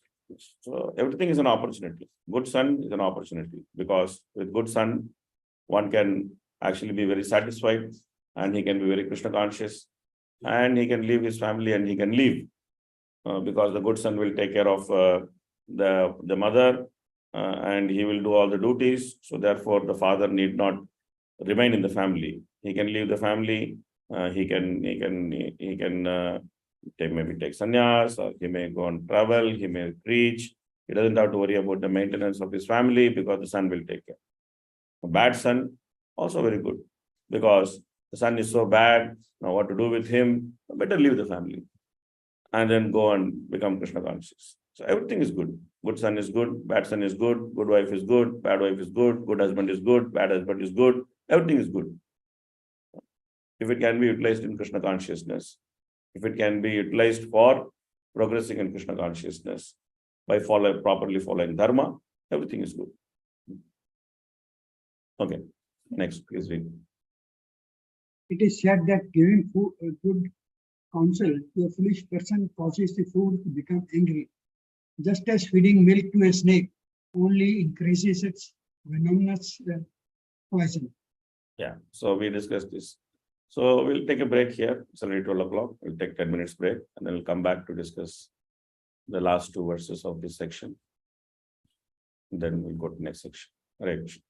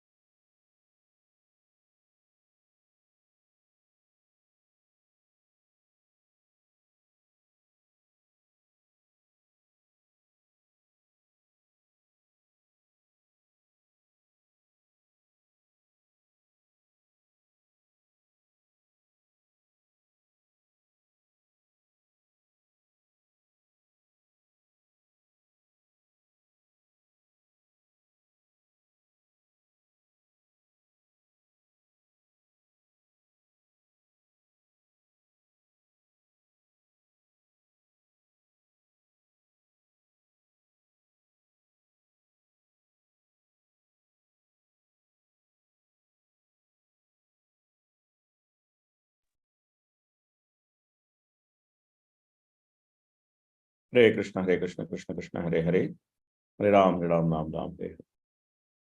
Okay, welcome back. Just read the last two verses of this chapter. Okay, please read. Hare Krishna. Purport read करना है प्रभु? हाँ माता जी, purport में जो highlight है उसको आप पढ़िए. जी. By intimate association with the king, the Dasis would get sons. Such sons were called Dasi Putras. They had no claim to a royal position, but they would get maintenance and other facilities just like princes. Such is the situation of palace life and the intricacies of diplomacy that even a faultless person like Vidura could be charged with something abominable and punished. Vidura was struck with wonder at such unexpected behavior from his nephew Duryodhana, and before anything actually happened, he decided to leave the palace for good. So then next purport, we can read the whole purport. It's a very important purport. So please read the purport. Next person can read the purport. He was not sorry, for he considered the acts of the external energy to be supreme. पूरा purport पढ़ लीजिए माता जी. Okay. A pure devotee of a Lord is never perturbed by an awkward position created by the external energy of the Lord. In the Bhagavad Gita 3.27, it is stated, Prakriti Kriminani Gunha Karmani Sarvisha Ahankar Vimuratma Kartam Iti Manyate. A conditioned soul is absorbed in a material existence under the influence of different modes of external energy, absorbed in the false ego. He thinks that he is doing everything by himself. The external energy of Lord, the material in nature, is fully under the control of the Supreme Lord, and the conditioned soul is fully under the grip of the external energy. Therefore, the conditioned soul is fully under the control of the law of the Lord. But due to the illusion, only he thinks that he himself independent in his activities.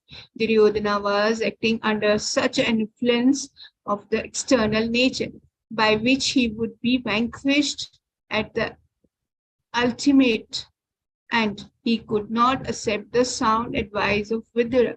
But on the contrary, he insulted the great soul, who was the well-wisher of his whole family. Vidura could understand that because he was a pure devotee of Krishna Lord, in spite of being very strongly insulted by Duryodhana's word, Vidura could see that Duryodhana, under the influence of Maya, the external energy of was making progress on the path towards his own ruination. Sorry. He therefore considered the acts of external energy to be supreme. Yet he also saw how the internal energy of the Lord helped him in the particular situation. A devotee is always in a renounced temperament because the worldly attractions can never satisfy him. Vidura was never attracted by the royal palace of his brother. He was always ready to leave the palace and devote himself completely to the transcendental loving service of the Lord. No, he got the opportunity by the grace of Duryodhana, and instead of being sorry at the strong words of insult, he thanked him from within because it gave him the chance to live alone in the holy place and fully engaged in the devotional service of Lord. The word gata vayataha, without being sorry, insignificant here because Vidura was relieved from the tribulations which trouble every man entangled in material activities. He therefore thought that there was no need to defend his brother and with his bow, because his brother was meant for reunion. That thus he left the palace before Duryodhana could act. Maya, the supreme energy of Lord, acted here both internally and externally. Thank you, Mataji. So this is a very important point, that the same incident, how it affects two people in two different ways. Okay, now can you actually try to find some similar example from your study of first and second canto? That is there a similar example like this? Can you try to remember any similar example like this? That same incident, it affects two people in two different ways. Can you think of some incident in your study of first and second canto? Hare Krishna. Prabhuji, in the case of Narada Muni, when her mother left. Yes, very good. It's a good example. Of course, there was no second party there. There's only one party. But Narada Muni actually took it as Krishna's mercy. Okay. But what about any other incident? It's a very good example, very nice example. Any other incident? Parikshit Maharaj and Rishi Singh. Yes, Parikshit Maharaj, and then who? Shringi Brahman. Shringi Brahman. Can you explain, please, Prabhuji? Can you please explain? Very nice example. Can you please explain further? Prabhuji, the same incident when Parikshit took the snake in his father's neck, he was thinking it was by the grace of Lord or by the will of Lord it's happened. But the Shringi Brahman cursed him by the will of Maya, and by the will of Krishna, he thought that it's a planning of Krishna and I'll take sannyas for 7 days. Okay, very nice, very nice. Thank you very much. Very nice. It's a nice example. So Parikshit, from the same incident, gave Bhagavatam. Shringi, from the same incident, caused the downfall of the whole Brahmanical society. So the two in the same incident. One incident, the same incident becomes cause of the downfall of the entire Brahmanical society. Prabhupada writes in the purport, the downfall of the Brahmanas actually started from Shringi's curse of Parikshit. And the misuse of Brahmanical power in Kali Yuga actually started with the Shringi's curse of Maharaj Parikshit. So that became the downfall and the ruination of the entire Brahmanical society, that Shringi's curse. But the same curse actually became also the reason to manifest Srimad Bhagavatam. So therefore, one should very clearly understand that how the Lord's energies act. How the Lord's energy act in different ways. And one should be very sensitive to this point. And a devotee always try to find Krishna's mercy in all circumstances. Once again.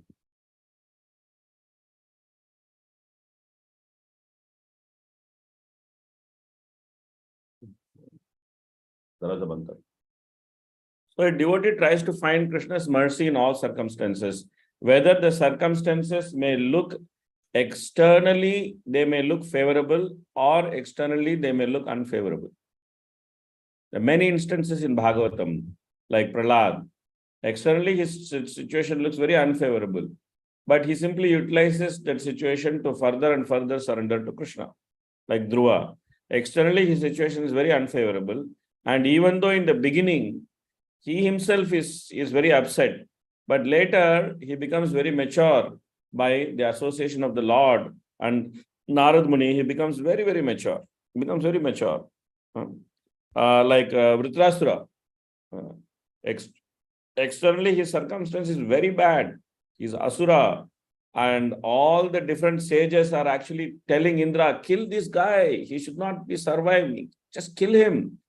And the Lord is giving idea to Indra how to kill Vritrasura. He is telling Indra that you do this, you do this, you do this, you can actually kill Vritrasura.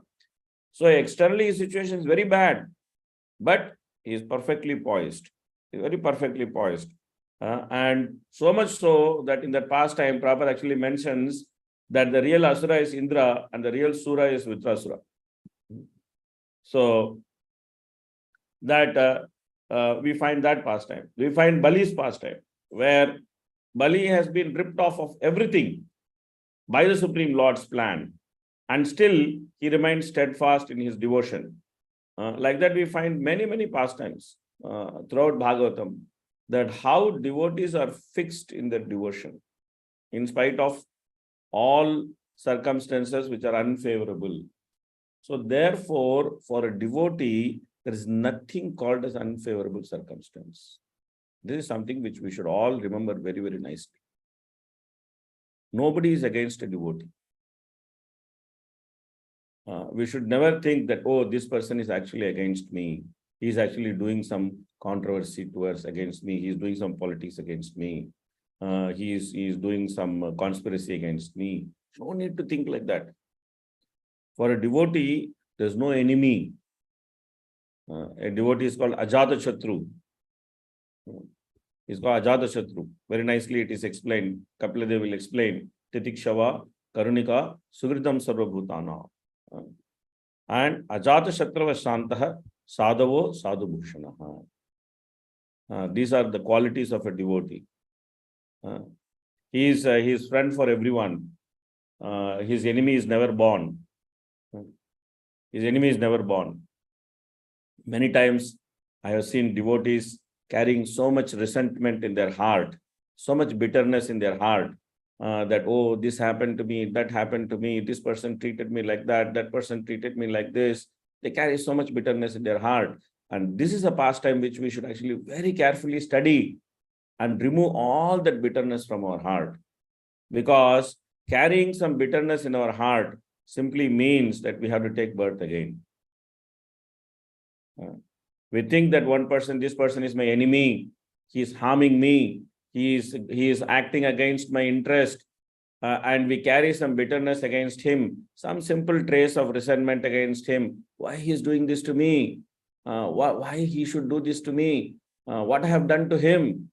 You carry something like this, then you are actually signing your contract to be born again. Because Krishna will simply give you the opportunity to come back and give the same trouble to that person. That's why in the first canto, there's a very, very significant conversation, the conversation between Dharma and Parikshit. And in that conversation, the Parikshit is asking Dharma, can you please identify who is the cause of your trouble? Please identify who is the cause of your trouble so that I can give appropriate punishment to him.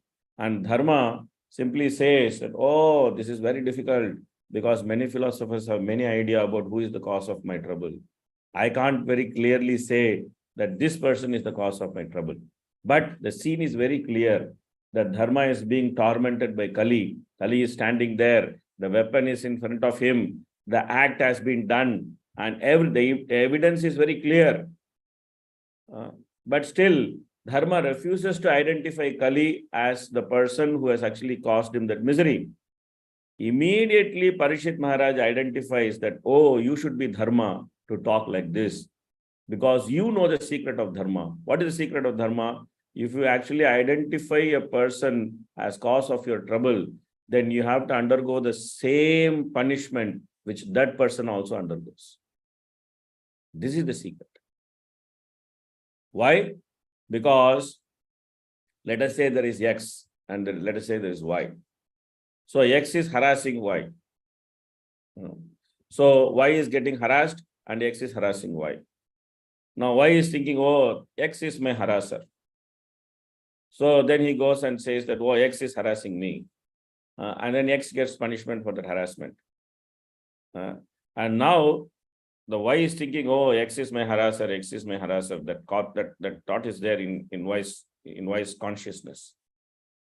That thought will create a karma for Y and X in such a way that in another birth, Y will become the harasser and X will become the harassed. And now X will complain against Y, oh, this person is harassing me. And then Y will get punished for that harassment. So whatever punishment X went through for harassing Y, in some other birth, the situation will reverse and Y will go through the same punishment of harassing X.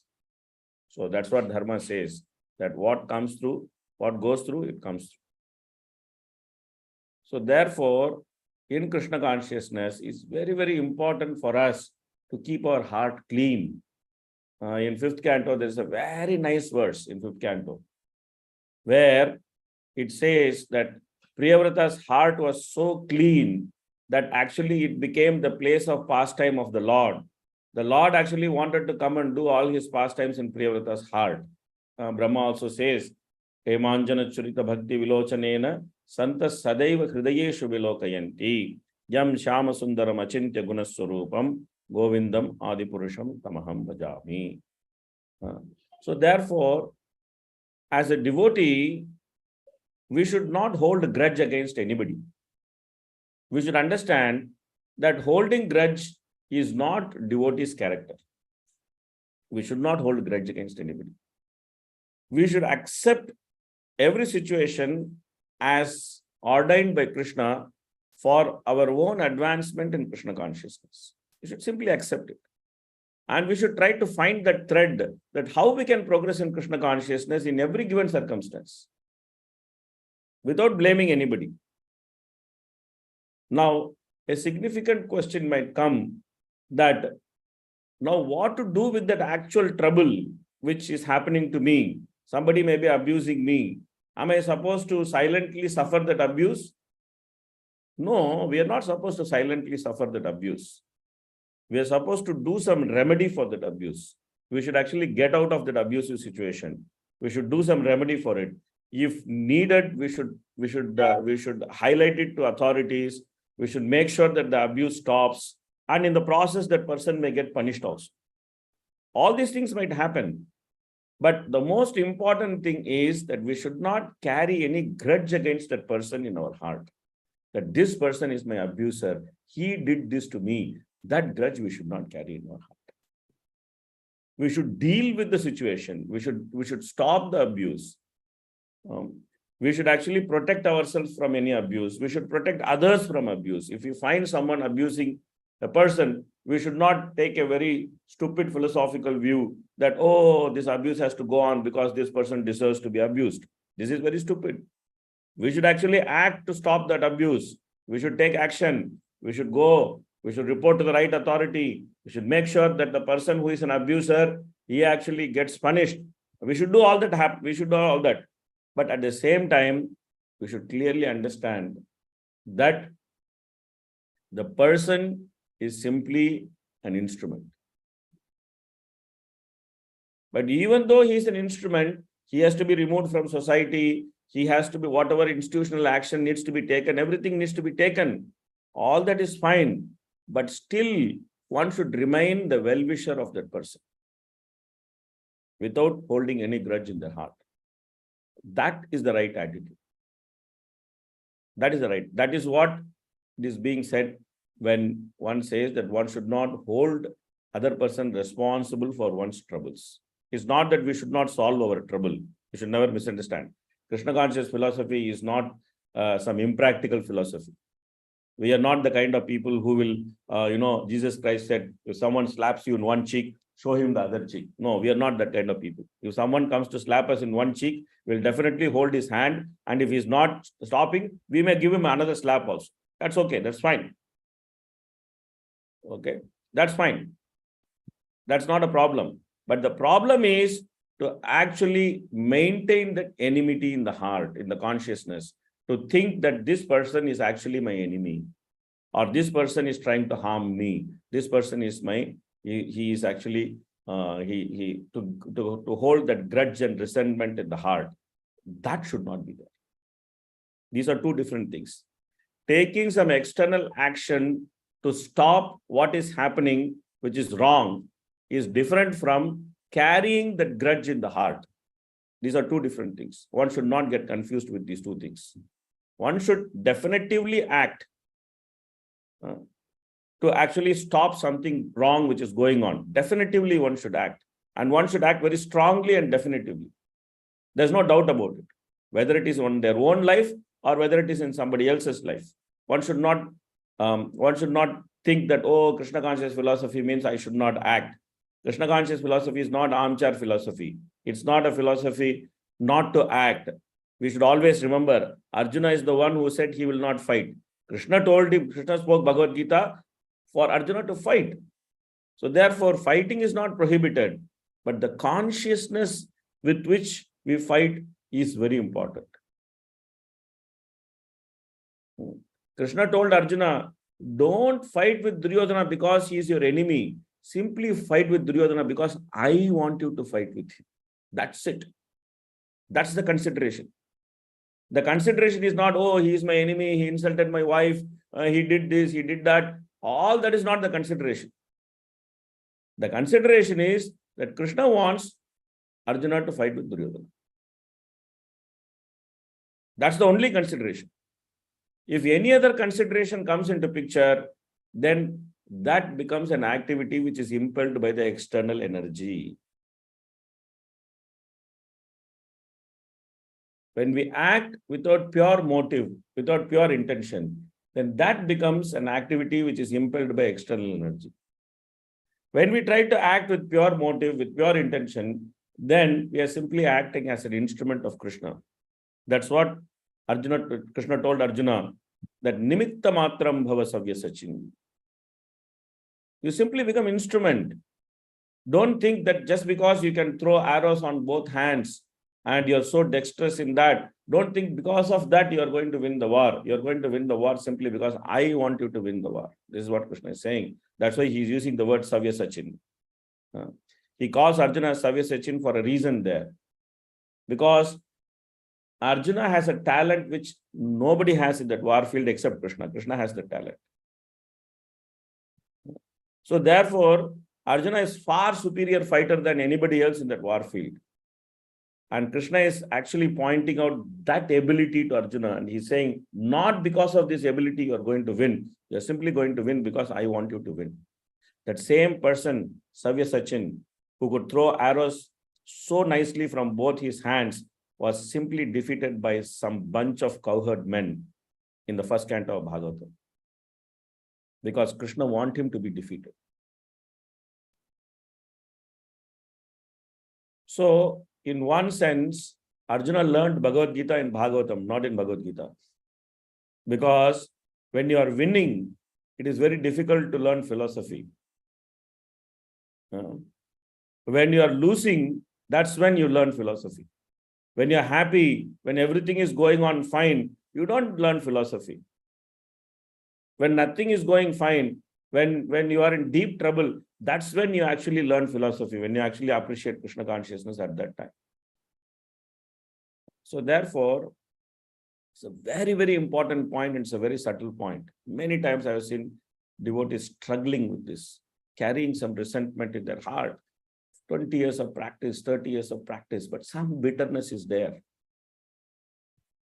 Sometimes against the movement, sometimes against some individuals, sometimes against some incident which happened in their life. Yes, it is acknowledged that they have gone through some very difficult experiences. They may have gone through very difficult experiences. That's not to be minimized, or that's not to be discounted. But if we don't want to go through it again, then we should actually keep our heart pure and clean without any resentment. That's very important. That's very important. And that's what here Vidura is teaching us. He is able to see how the internal energy and external energy is acting at the same time. Simply our consciousness decides whether we are with internal energy or with external energy. Vidura has every reason to be upset with Duryodhana. Vidura was not at fault. He was unnecessarily accused. He was given a disproportionately big punishment, which he doesn't deserve. He was insulted very badly. He doesn't deserve that. There's no fault from Vidura's side. But still Duryodhana does it. And Vidura is actually happy. Now he got the opportunity by the grace of Duryodhana. And without being sorry at the strong words of insult, he thanked him from within because it gave him a chance to live alone in the holy place and engage in the devotional service of the Lord. You see, this is devotee. This is devotee. he did not stay with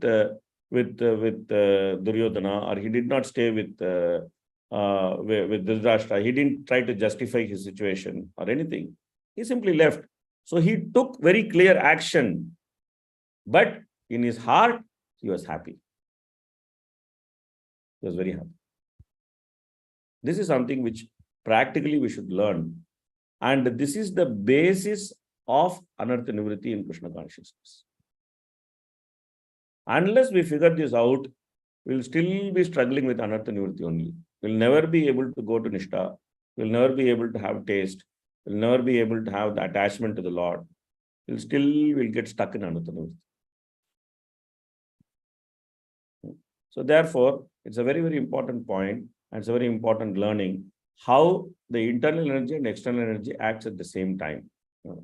We should very clearly reflect on, we should actually search, we should search every corner of our consciousness to see, is there any resentment hiding somewhere against anyone or against any incident which may have happened now or before, or, should very carefully search.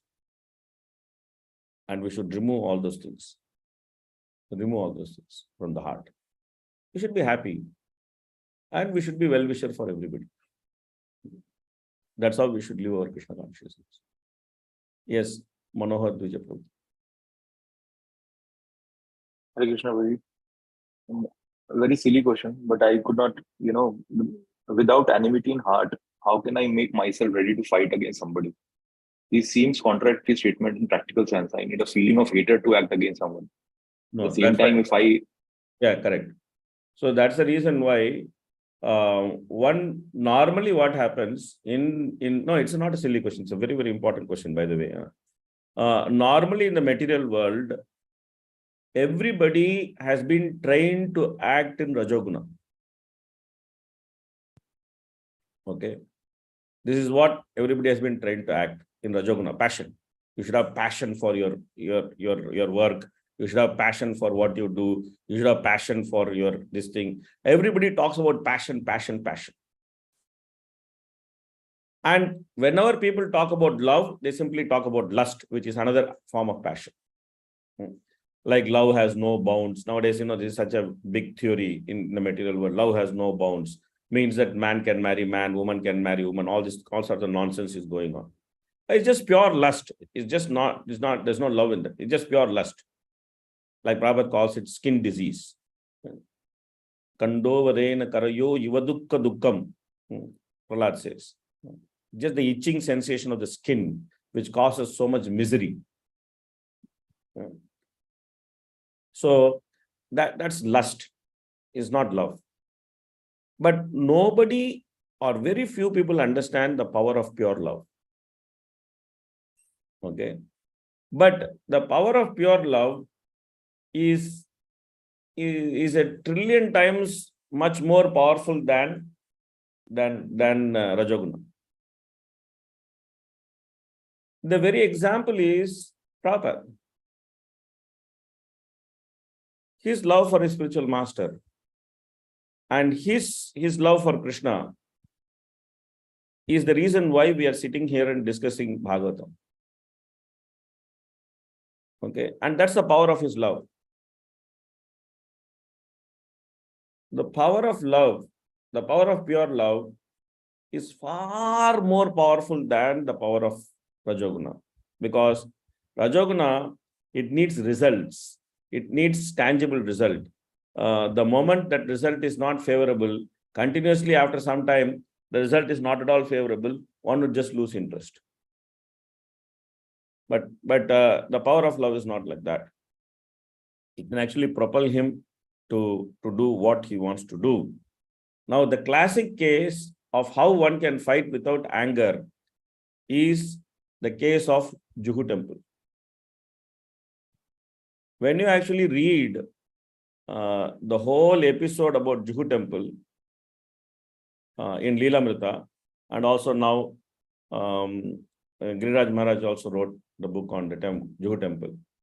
So when you actually read the whole episode, how the whole thing panned out, you actually see that Prabhupada fights, but he fights without anger. And finally, when that person's wife, in the end, when she comes and when she apologizes to Prabhupada, Prabhupada simply says, no, it's all right. He doesn't hold any grudge against her. He doesn't hold any grudge against her husband. He just says it's all right. But in the end, Prabhupada actually privately makes a comment. He says it's a good fight. Prabhupada says it's a good fight. He actually enjoyed the fight, fighting it out for Krishna. So Prabhupada says it's a good fight. So it is possible to fight simply out of love or simply out of dedication for Krishna. We also have some experience like that, some little experience like that. Okay, like for example, a mother goes to fight with another person who actually harms the child. And she goes, of course, her feelings are mixed with passion, definitely. But she goes mainly out of love. So the power of love is we can actually see sometimes when the parental protection comes in place, we can see the power of love, etc. But love is a great motivator than passion. People don't understand this. People don't understand this. So it is possible. It's not like it's impossible. If you, ISKCON itself is a testimony of the power of love. That how many battles Prabhupada fought simply out of love for Krishna.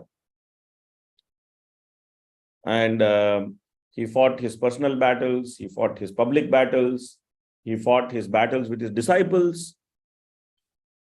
At one point, the disciples were so much influenced by Mayavad philosophy, and then they started this whole preaching that Prabhupada is Krishna.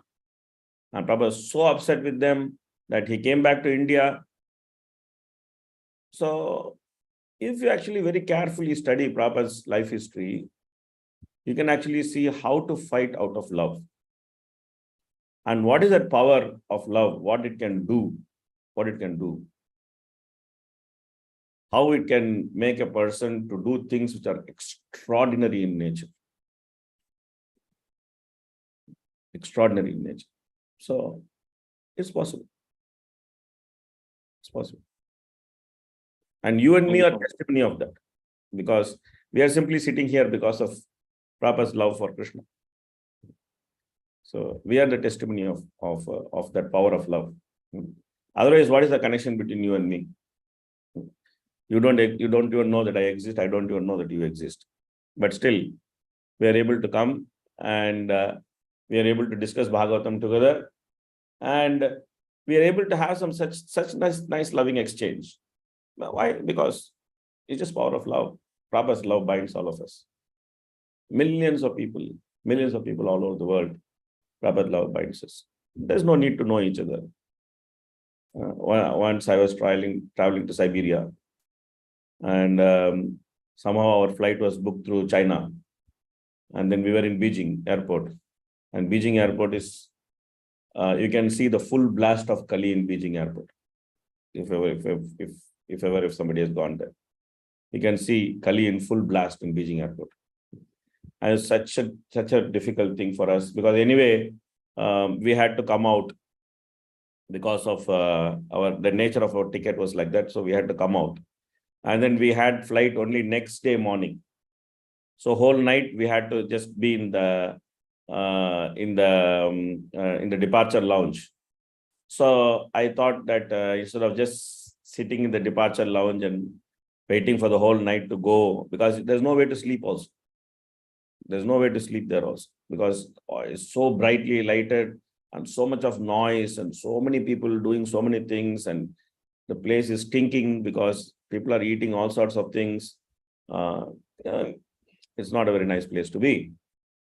So then me and my wife, we thought, okay, if we can actually find some devotee's house in Beijing, we can just go and sleep there. And then we can come back for the day and we can catch our flight. Then I was trying to contact one devotee in Mayapur to find some devotee in China. Initially, I was trying through Gmail. Then I remembered that Google doesn't work in in China. Then I opened another account, and then I sent an email to her, and then immediately she responded. She said, okay, you go to this person, and then you can actually spend the night there. Now, I had an address in Beijing, and I had no way of going there because I don't know Chinese, and I don't know how to go there. So I went to the airport guy, there's a help desk. I went to him, I showed him the address, and I told him that I want to reach this address. Somehow you help me. I don't know Chinese. You please help us. So then he came and he put us in taxi, and he explained to the taxi driver everything in Chinese. And he told us, okay, he said the taxi driver will take you there. So taxi driver took us through, in the night, he took us through different places in Beijing, and finally we reached our destination after 40 minutes of drive. And then there was one, and we have not seen the person whose house we are going to go, because we don't know that this person, okay. But he was just standing there, and the taxi fellow was talking to him in Chinese, and then he came down from his flat, and then he was just standing there. And he knew the taxi number, so he opened the door, and then he said, Hare Krishna. And when he said Hare Krishna, then we were very happy. Okay, now we found our man, Hare Krishna. Now he doesn't know English, we don't know Chinese. The only language of communication was Hare Krishna. But when we actually went to his house, you know, it's a regular building in any city. It's not a very distinctive, tall building, so many houses and so many flats and so many, you know, the modern cities are very typical. They are all the same. You go to any city, you go to one city, is the same in all the cities. The modern cities are so boring, actually. It's just the same. So it's just a regular building. So we got into the lift, we went up, and then he opened the door. And then when he opened the door, it was like Mayapur. Because the moment he opened the door, in the front, we could see Nrsimhadev. Then we went inside, there was Radha Madhav, there's Panchatattva, then there are different photos of different places in Mayapur. The whole house was filled with Mayapur pictures. So then it was no longer like a strange place for us. It was just like Mayapur, because, you know, the whole house is just filled with Mayapur. And any corner of the house you turn, you only see Mayapur. Some way or other, you just see Mayapur. So then they gave us nice prasad, and we had nice prasad. Then they gave us some place to sleep. So we slept. Then next day morning, we got up, we took bath. Then again, they gave us some nice prasad. We ate some nice prasad. They packed some prasad for us. And then they packed some prasad for the devotees in Russia whom we are going to meet later during the day. They packed a lot of prasad for them. So we took that prasad also. And then he dropped us back in the airport. And the Mataji and the Prabhu, they don't know Chinese, and we don't know. They don't know English, we don't know Chinese. All the communication was simply done through Hare Krishna, Hare Krishna, Hare Krishna, Hare Krishna. This is power of Prabhupada's love. That he could actually make us find a home anywhere in any corner of the world. So that's something which is impossible to achieve with passion. Even many management studies are there about ISKCON, about the discipline of ISKCON, about how even 50 years after the founder Acharya has passed, we are still maintaining the same standards, the type of discipline we have, the type of program we run. So many people have studied. It has become even corporates have studied ISKCON, that how ISKCON works and how ISKCON is able to attract so many qualified people. It's not like some everybody from all walks of life, the simplest of the simplest to the most qualified, everybody is there, and they are all interacting without not so much difference, and everybody respects each other. It's a very unique society because it is woven by love. That's the power of love. Yes, Radhakrishna Prabhu.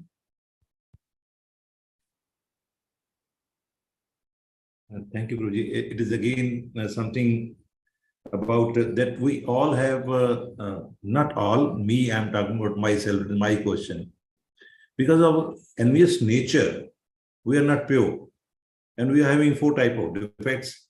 And then we say always, whatever the situation is, me is right. So we are not in a position to understand what is wrong in me, and I have to correct myself first.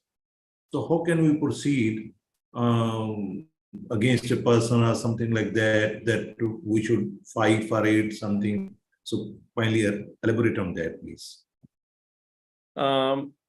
See, it's nice to, it's actually, it's good to find fault with ourselves. This is the best position, to always find fault with ourselves. But sometimes you are also in a situation where you have to take some action, no? Like you're not, like, say, especially if you're in management or somewhere, you are there in a situation where you have to take some action. Not taking an action is not an option for you. Like suppose if you are preaching to like 10 people, let's say you have a preaching group, and you're preaching to 10 people. And in that, one man is doing some nonsense and he is trying to spoil the whole group. You have to take some action. No, not taking action is not an option.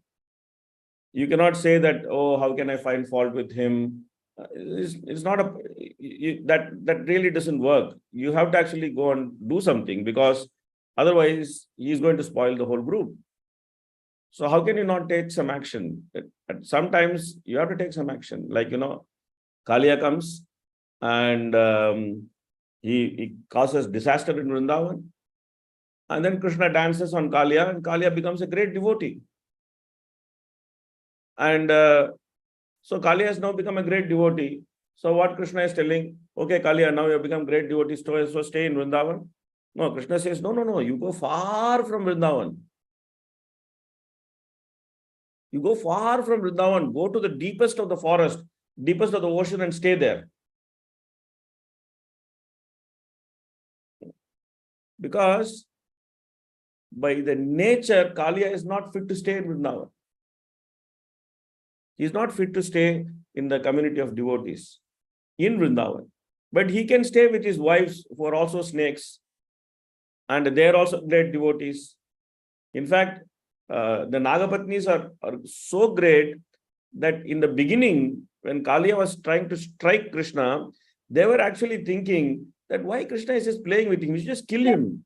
What kind of guy he is? He is fighting with Krishna. So he doesn't deserve to live. Krishna, why he is so merciful to him? Let him just kill. Let me just kill our husband. That was their mood. The Nagapatnis were thinking like that. But later, when they saw that Kaliya is actually changing his heart, and Kaliya is becoming surrendered to Krishna, he is no longer fighting, he is accepting Krishna's supremacy, then they started praying to Krishna for saving their husband. So they are very exalted devotees. So sometimes, even among the community of devotees, sometimes you have to take action to remove someone, to keep someone away from the devotees. We have to do all these things. There's no choice. We cannot not do these things. Does that make sense?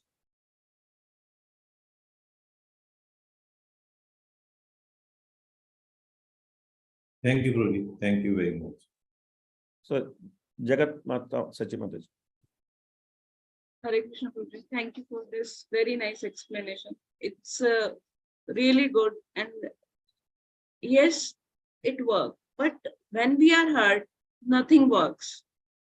No, neither philosophy, nor chanting, nor the Bhagavatam lectures, nothing works. At that time, what we should do? So that is why when we are happy, we should listen to philosophy. You see, when we are hurt, we cannot listen to philosophy. Okay. So that's why when we are happy, when we have no problem, when we are well settled, when we are eating nice prasad, when life is good, we should actually seriously listen to philosophy. So when you seriously listen to philosophy, when everything is nice and everything is favorable and life is good, and when you take that philosophy to heart, and when you try to remember that philosophy, then when you're upset, after your knee-jerk reaction is over, after you're upset, your knee-jerk reaction is over, then you have to remember that philosophy when you have to learn when you are happy, when you are nice. Then you should try to apply that philosophy. That can be done by use of intelligence over mind. See, there is mind and then there is intelligence. Okay, there are two different things. Okay, so generally what happens is that generally in the material world, mind is ruling the intelligence. Okay, Krishna explains this very nicely in the 3rd chapter of Bhagavad Gita in the end.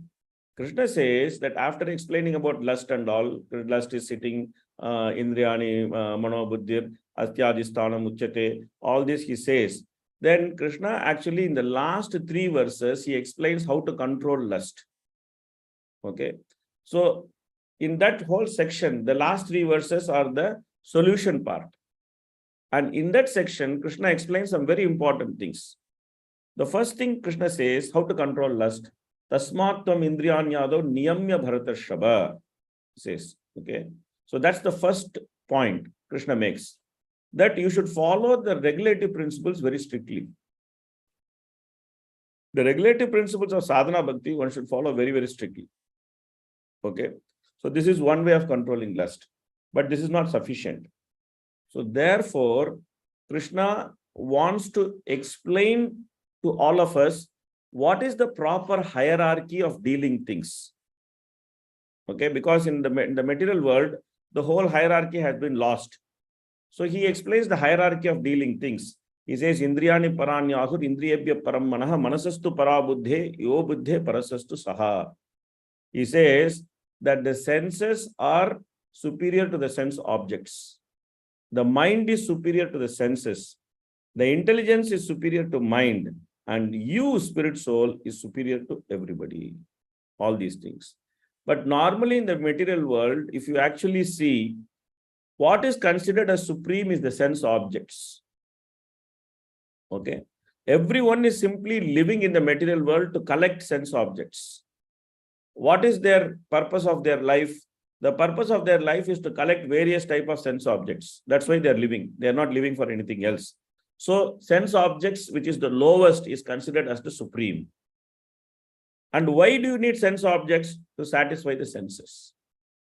And why do you have to satisfy the senses? That is the whims of the mind. And intelligence is simply used by the mind to actually accumulate sense objects to satisfy the senses and satisfy the mind. So intelligence is the slave of the mind. And where is the spirit soul? He is not there in the picture at all. This is the material world. Okay. Now Krishna says that please, you don't follow this hierarchy. You please understand the right hierarchy. He says the sense objects are of least importance. Whether they are there, they are not there, don't worry. According to your karma, they will come to you. You don't have to satisfy the senses beyond the allowance given by the regulative principles. That's why he said niyamya bharatarshava. Tasmat tvam indriyanyado niyamya bharatarshava. So senses need gratification, but that gratification should be according to the regulative principles of Krishna consciousness. So you should eat only prasad, you should not eat anything else, you should not just say that, okay, it's vegetarian so I can eat, or it's a nice Jain restaurant so I can go and eat there, not do all sorts of things, just eat only prasad, be very strict about it, and follow regulative principles, no meat eating, no illicit sex, no gambling, no intoxication, follow these things quite strictly, and then try to get up early in the morning, chant your rounds, do all the different type of things. That's one way of controlling the senses. So he's saying that senses have to be controlled. Sense gratification should be given as per yama and niyama, rules and regulations. Okay. But then mind is a challenge. So therefore, Krishna says in the last verse, Yevam buddhe param buddhva samstabhyatmanamatmana jahi shatrum mahabaho kamarupam durasadam. Very clearly saying, Yevam buddhe param buddhva samstabhyatmanamatmana. So that mind should be controlled by deliberate spiritual intelligence.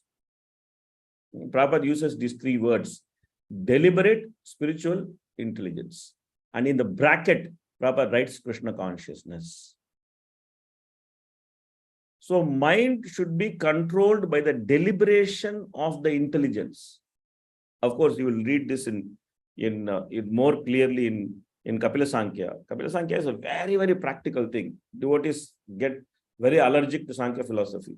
But actually, Kapila Sankhya is a very, very practical tool. Very practical tool. One of the most practical sections of Bhagavatam. If you actually get into it and if you understand it properly, it's very, very practical thing, Kapila Sankhya. Because it explains the nature of the 24 elements whom we are dealing with every day. We are dealing with these 24 elements every day. Third breath explains the nature of those elements and how to utilize this nature of those elements in devotional service. So one should use intelligence to control the mind. There should be some deliberation, deliberate spiritual intelligence that should control the mind. So when someone hurts us, then the immediate knee-jerk reaction is that we get upset, we get angry, or we cry, or we shout, or we do whatever we are doing. That's a knee-jerk reaction. It's okay. Okay. After that knee-jerk reaction is over, then we should allow the intelligence to take over. And how intelligence will take over? Intelligence will take over with the strength of the philosophy you heard when you are happy. Right? Then intelligence will come and tell the mind, see, we studied the Vidura's pastime, no. And in Vidura's pastime, how we saw that Maya was acting externally and internally, no. Now you should understand whether Maya is acting on you externally or Maya is acting internally. So better you take it. Center of internal potency, don't run to external potency. Okay, you became angry, that's all fine. Now you become pacified, don't maintain any enmity, wish good for that person, go and offer some flower to your Gurudev, saying that, oh, this person, why he maintain enmity with me, let him become my friend, offer some flower to Prabhupada, do something good for him, feel happy. No, intelligence has to work. So for intelligence to work, first of all, you should separate yourself from your mind. This is, sometimes I see devotees struggling so much with this, that they simply consider themselves as their mind. We are not our mind. We are not this body. It's a very, very basic philosophy. Mind has its business. We have our business. Our business is go back home, back to Godhead. Mind's business is to keep us in this material world. So this is mind's business. Mind has its business. That business is to keep us in this material world. Our business is to go back home, back to Godhead. So we should not so much mind the mind's business. And we should be focused on our business. Then mind will come back to us. So therefore, it's very important to understand Krishna conscious philosophy when we are nicely pacified, when we are very happy, when everything is favorable to us. We should actually nicely understand Krishna conscious philosophy. Then when nothing is going right, when everything is going wrong, when everything is going south, then that time we should take some time, take a chill pill, as they say, take a chill pill and then sit down, relax, and then recollect with intelligence that what am I supposed to do in this circumstance? Then you can act properly. It takes practice. It doesn't just come like that naturally. It takes practice. You have to practice it. When you practice it, then it becomes a habit. Then slowly, that knee-jerk reaction also goes away. If you keep practicing it, even that knee-jerk reaction also over time, it will simply go away. You will not even have the knee-jerk reaction. Then you'll be pacified. It's not so difficult. It just needs some application of intelligence. It just needs some strong Krishna conscious basis, philosophical basis, application of intelligence, and then some conviction, little bit of conviction to bring that to front when it is required. That's why we should always remember. What we should remember? Life is meant for preaching and philosophy is meant for living. Okay. That's why when you study Bhagavatam, you should always study Bhagavatam to see what I can take from this and apply today. You should never study Bhagavatam just as a theory, like, okay, Vidura, 5,000 years before Vidura was there and he's fought with Duryodhana. What is there? How does it matter for me? Is there no influence in my life? But if you actually look at it, and then if you see what can I take away from this, where is that resentment in my heart? How can I remove that resentment in my heart? How can I remove that enmity which I have for somebody, which I've been maintaining for last 1 week, or last 1 month, or last 1 year, or last 10 years? How can I remove that enmity from my heart, then Bhagavatam is like practical for you. You are doing something with Bhagavatam. Otherwise, it's just philosophy. What is the use of just philosophy? No use. No use of just philosophy. That's why if you actually study second canto, in second canto, the sages are asking, what is the use of studying Bhagavatam if the steel like heart, it will not melt? What is the use of studying Bhagavatam? Okay. So whenever we touch scripture, there should be some change in our life. It might be an incremental change. It might be a very small change. Doesn't matter, but there should be some change. And pastimes like this are very, very important because it actually gives us an opportunity to reflect back. Now nobody is troubling you, right? You are doing Bhakti Vaibhava. Your life is good. Hopefully, I'm thinking like that. Maybe it is not like that, but I don't know. But maybe like that. Like nobody is troubling you. You're doing Bhakti Vaibhava. You're happy. You look very fresh. So after you finish this class, you should deliberate that against whom I am carrying some grudge in my heart. And can I just remove that grudge? Can I just take it out? Can I just take that baggage out? So then it will be useful for us. That's what we should. Can you relate to this? Yes, Prabhuji, very much.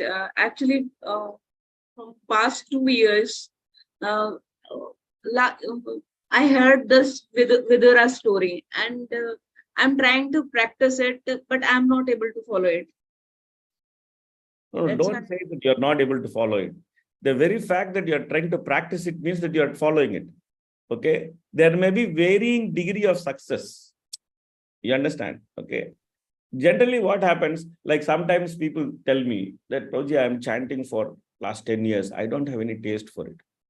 The very fact that you're chanting for 10 years means there is some taste for it. Otherwise, how can you chant for 10 years? Okay. You cannot chant for 10 years without any taste for it. But you may not have the taste which you are expecting to have.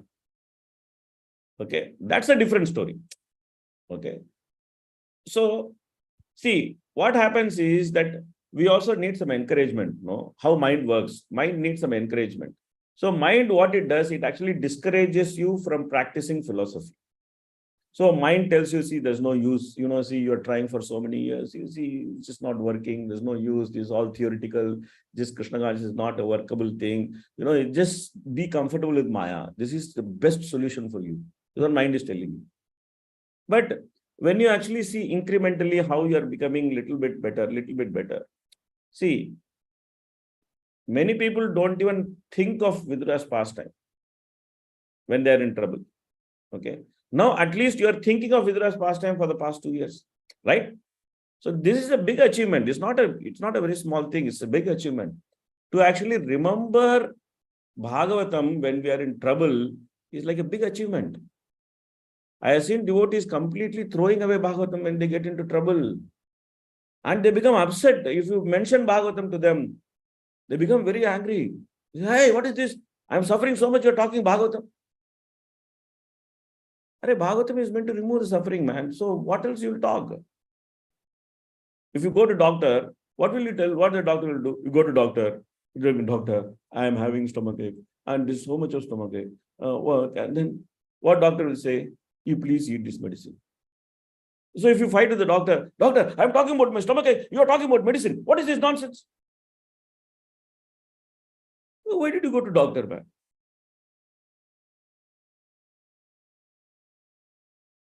Right? So same way, Bhagavatam is a medicine. Bhava Aushadhi. Bhava Aushadhi cha manobhirama. Very nicely is explained in 10th canto.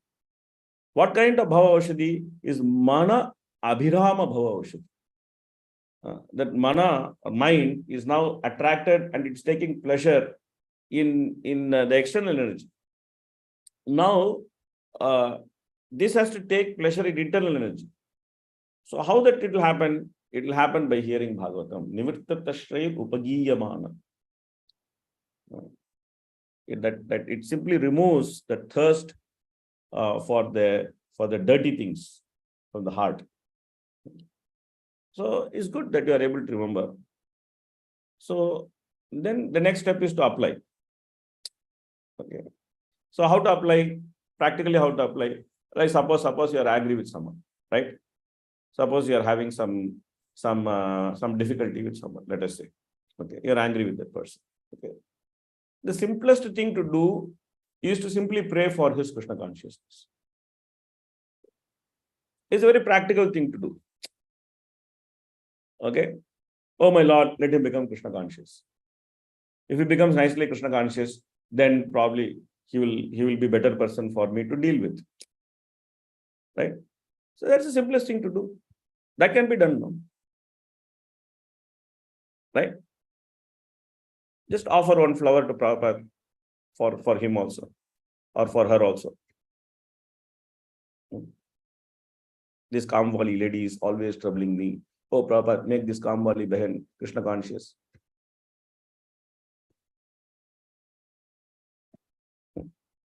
It's possible, no? Just try it. That's it. Thank you, Albert. Okay. Any other question, comment? Anybody? It's an important part of our study. Like it's a very significant point of third canto study. Whole of third canto. This point is a very, very important point to actually understand, analyze, try to see if we can take something out of it. It's an important point. Okay. So don't mind spending some time.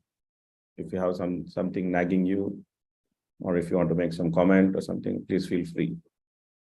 Yes, Mataji.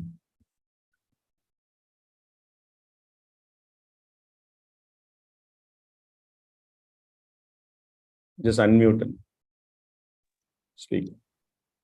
So, Prabhuji, like you were mentioning the pastime of Kalia and how you were, telling that Krishna told you, okay, you're not fit, so you stay away from Vrindavan.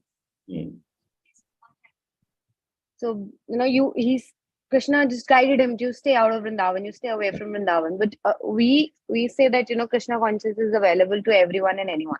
I mean, obviously, if they want to take it, and if somebody is, not okay with it, and you guide it, okay, you tell them and you manage it.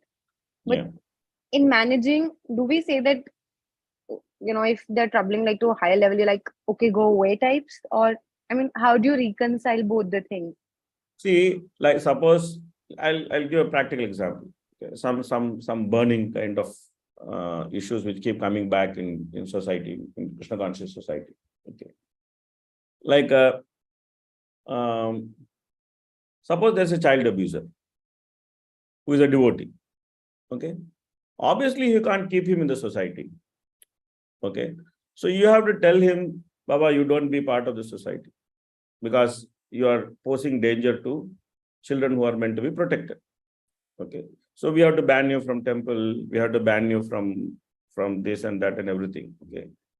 But that doesn't mean that we are banning him from Krishna consciousness.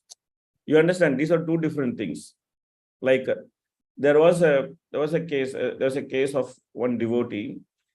It was a nice devotee, but somehow he fell into some bad company. Okay. And then he actually did things which is not appropriate for him to do. So therefore, we had to stop him from public appearance and giving programs in public and doing kirtan in public, etc. So then the question came up that, oh, if you stop him doing kirtan in public, how will he maintain in Krishna consciousness? Okay. So, but he can do kirtan in private. Like he can sit in front of Krishna and then he can blast 24-hour kirtan. Right? That's not being stopped. Right? So the point is that there are cases, like most cases, unless it is alarmingly bad, like some child abuse or something like that, most of cases, the punishment should be in such a way that punishment is able to give them some opportunity to reflect in Krishna consciousness. That's how the punishment should be given. Yeah. But even in alarming cases, the punishment can be given in such a way that they are moved out. But still, at the same time, as people who are managing the society, we should also pray to Krishna that please give your mercy to him so that he is able to continue his Krishna consciousness and he is able to, if not in this lifetime, next lifetime, pick up everything. And then, nobody is condemned eternally. There's no, in Krishna consciousness, there's no concept of eternal condemnation. I'm sure most of you know that Aswatthama will become the next Vyasadeva. Right? So, Aswatthama is condemned in Bhagavatam, but he is going to become the next Vyasadeva. And Vyasadeva is considered Mahamuni, Srimad Bhagavate, Mahamuni Krite. So he is going to take that position in the next cycle. He's going to take that position. So there is no concept of eternal condemnation within ISKCON. Okay, we are not like Christians, that you are eternally condemned to hell or you are eternally condemned to heaven. This is not our philosophy. According to our philosophy, everyone has a chance. But how that chance has to be presented and how it will be utilized, sometimes it has to take some time. Like a person has to stay away, still be steadfastly Krishna conscious, and still, prove himself that he is no longer a threat to the society. And then they can come back to service, whatever it is. So in general, we should understand that Krishna consciousness is a very serious fight against Maya. Okay. And in that fight against Maya, many soldiers might get injured. Okay. The general mood of the army is that the injured soldier should be supported. He should not be condemned. He should not be seen as a burden. Okay. So that's the general mood we should take with devotees who are having trouble in Krishna consciousness. We should try to help them. But for that, we have to be Krishna conscious also. If we are not sufficiently Krishna conscious, we will not be in a position to help them. Everybody should know what is their own position in Krishna consciousness, how much you can digest. Everybody should know that what you can do and what you cannot do. You should not do things which you're not fit for doing or you're not meant to do. You should not do this kind of things. Whatever you are able to do, a little bit more you can try to do. You should always take some risks, so a little bit more you can try to do, but you should not try to digest something which you cannot handle. So all these things should be put together and seen. In general, nowadays within ISKCON, at least a much better understanding is there as to how to deal with devotees and punishment process and support system. Much better understanding. I would not say that we have reached the ideal situation, but at least I will say that there's much better understanding of how to do things. Much better understanding. Thank you, Prabhuji. Thank you so much. Okay. So we'll try to move forward. We'll read some more.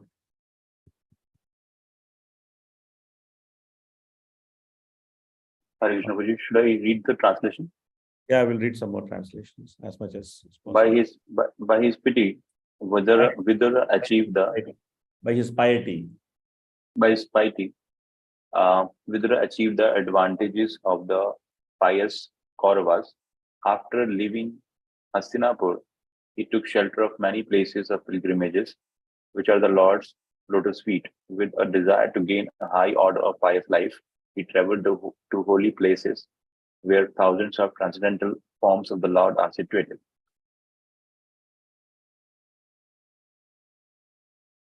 Next, please read. He began to travel alone, thinking only of Krishna through various holy places like Ayodhya, Dwarka, and Mathura. He traveled where the grove, hill, orchard, river, and lake are all pure and sinless, and where the forms of the unlimited decorate the temples. Thus he performed the pilgrim's progress. Next. While so traversing the earth, he simply performed duties to please the Supreme Lord Hari. His occupation was pure and independent. He was constantly sanctified by taking his bath in holy places, although he was in the dress of a mendicant and had no hair dressing nor a bed on which to lie. Thus, he was always unseen by his various relatives. Okay, next. Thus, when he was in the land of Bharatvarsha, traveling in all the places of pilgrimage, he visited Prabhas Kshetra. At that time, Maharaj Yudhishthira was the emperor and held the world under one military strength and one flag. Okay, next. At the place of pilgrimage at Prabhas, it came to his knowledge that all his relatives had died due to violent passion, just as an entire forest burns due to fire produced by the friction of bamboos. After this, he proceeded west where the river Saraswati flows.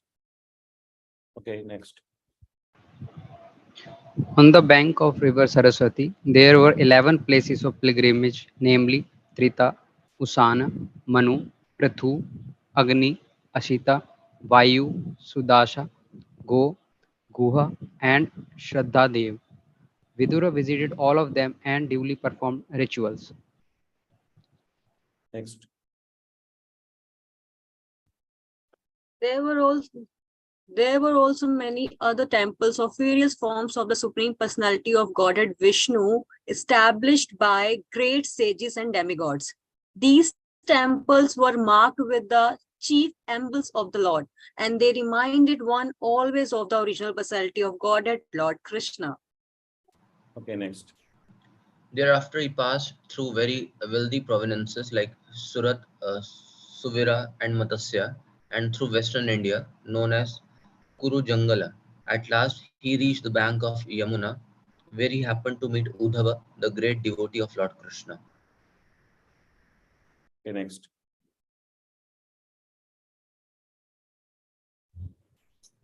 Then, due to his great love and feeling, Vidura embraced him, Uddhav, who was a constant companion of Lord Krishna and formerly a great student of Brihaspati's.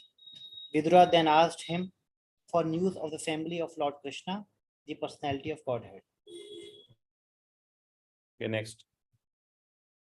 Please tell me whether the original personalities of Godhead who incarnated themselves at the request of Brahma, who is born out of the lotus flower from the Lord, and who have increased the prosperity of the world by elevating everyone, are doing well in the house of Sursena. Next.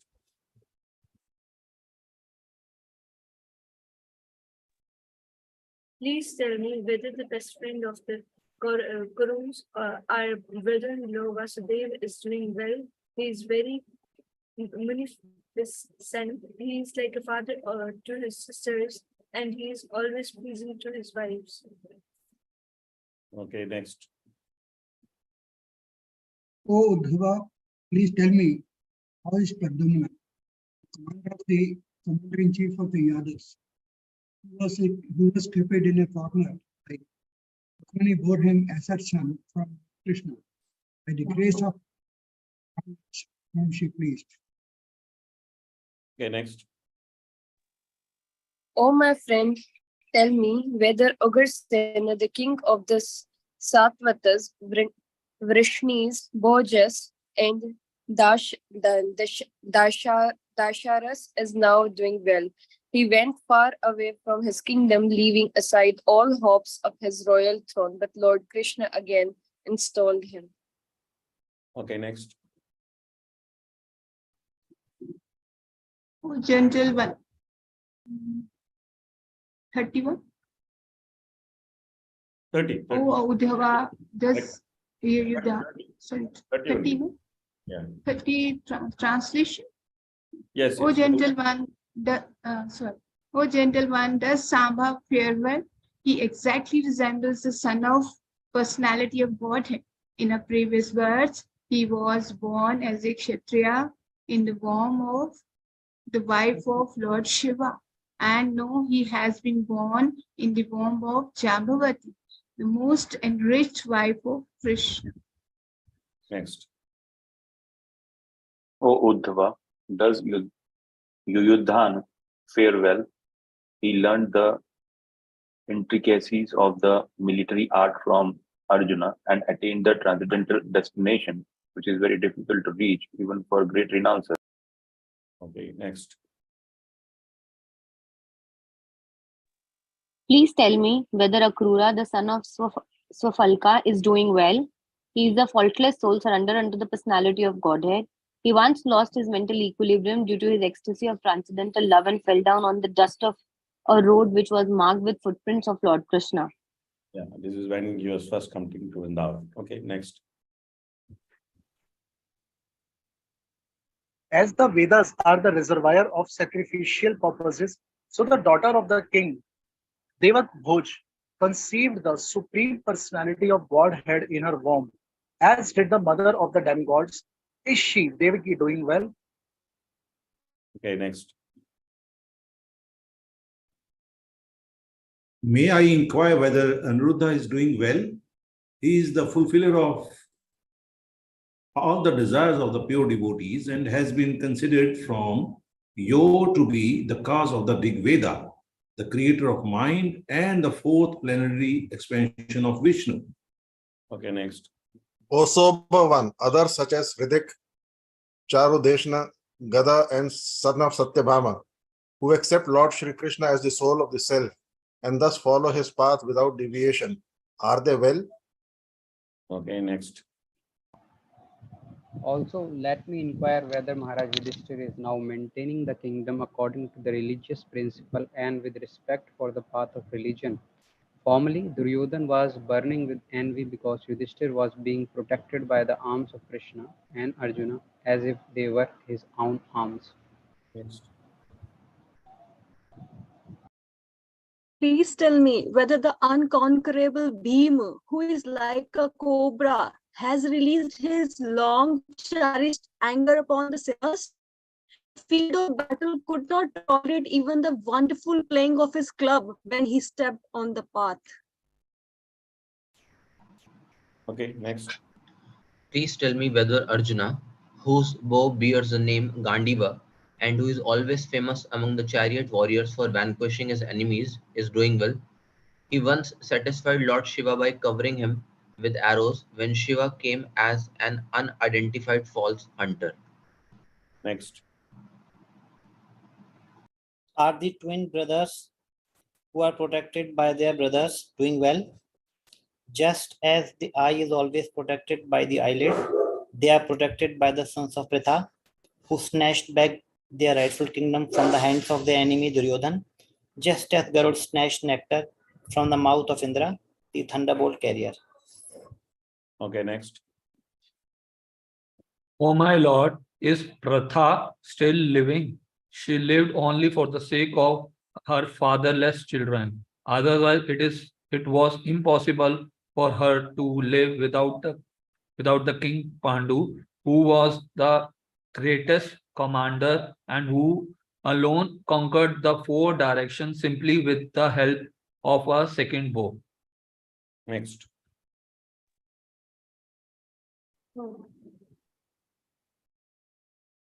O gentle one, I simply lament for him, Dhritarashtra, who rebelled against his brother after death.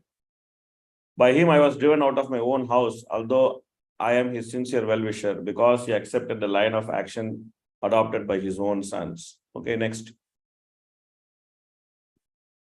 I'm not astonished at this, having traveled over the world without being seen by others. The activities of the personality of Godhead, which are like those of a man in the material world, bewildering to others. But I know his greatness by his grace, and thus I am happy in all respects. Okay, next. Despite his being the Lord and being always willing to relieve the distress of sufferers, he, Krishna, refrained from killing the Kurus, although they committed all sorts of sins, and although he saw other kings constantly agitating the earth by their strong military movements carried out under the dictation of three kinds of false pride. Okay, next. The appearance of the Lord is manifested for the annihilation of the upstarts. His activities are transcendental and are enacted for the understanding of all persons. Otherwise, since the Lord is transcendental to all material modes, what purpose could he serve for by coming to earth? Okay, next. O my friend, please therefore chant the glories of the Lord, who is meant to be glorified in the places of pilgrimage. He is unborn, and yet he appears by his causeless mercy upon the surrendered rulers of all parts of the universe. Only for their interest did he appear in the family of his unallied devotees, the Yadus. Okay, so that brings us to the end of this chapter. So tomorrow we'll see some more purports which are left, and then we can continue. Okay, Hare Krishna, Hare Krishna, Hare Hare, Hare Ram, Ram Ram, Hare. Yes, Prabhuji. It is second bow. What is second bow in verse 40? Tomorrow we'll see. Already time is over. We are 5 minutes over Okay, time. thank you. So nice of you. So nice. Tomorrow we'll see. Okay. Hare Krishna, Hare Krishna, Krishna Krishna, Hare Hare, Hare Ram, Ram Ram. Canto Bhagavatam ki jai, Srila Prabhupada ki jai. God Hare Hare Bol.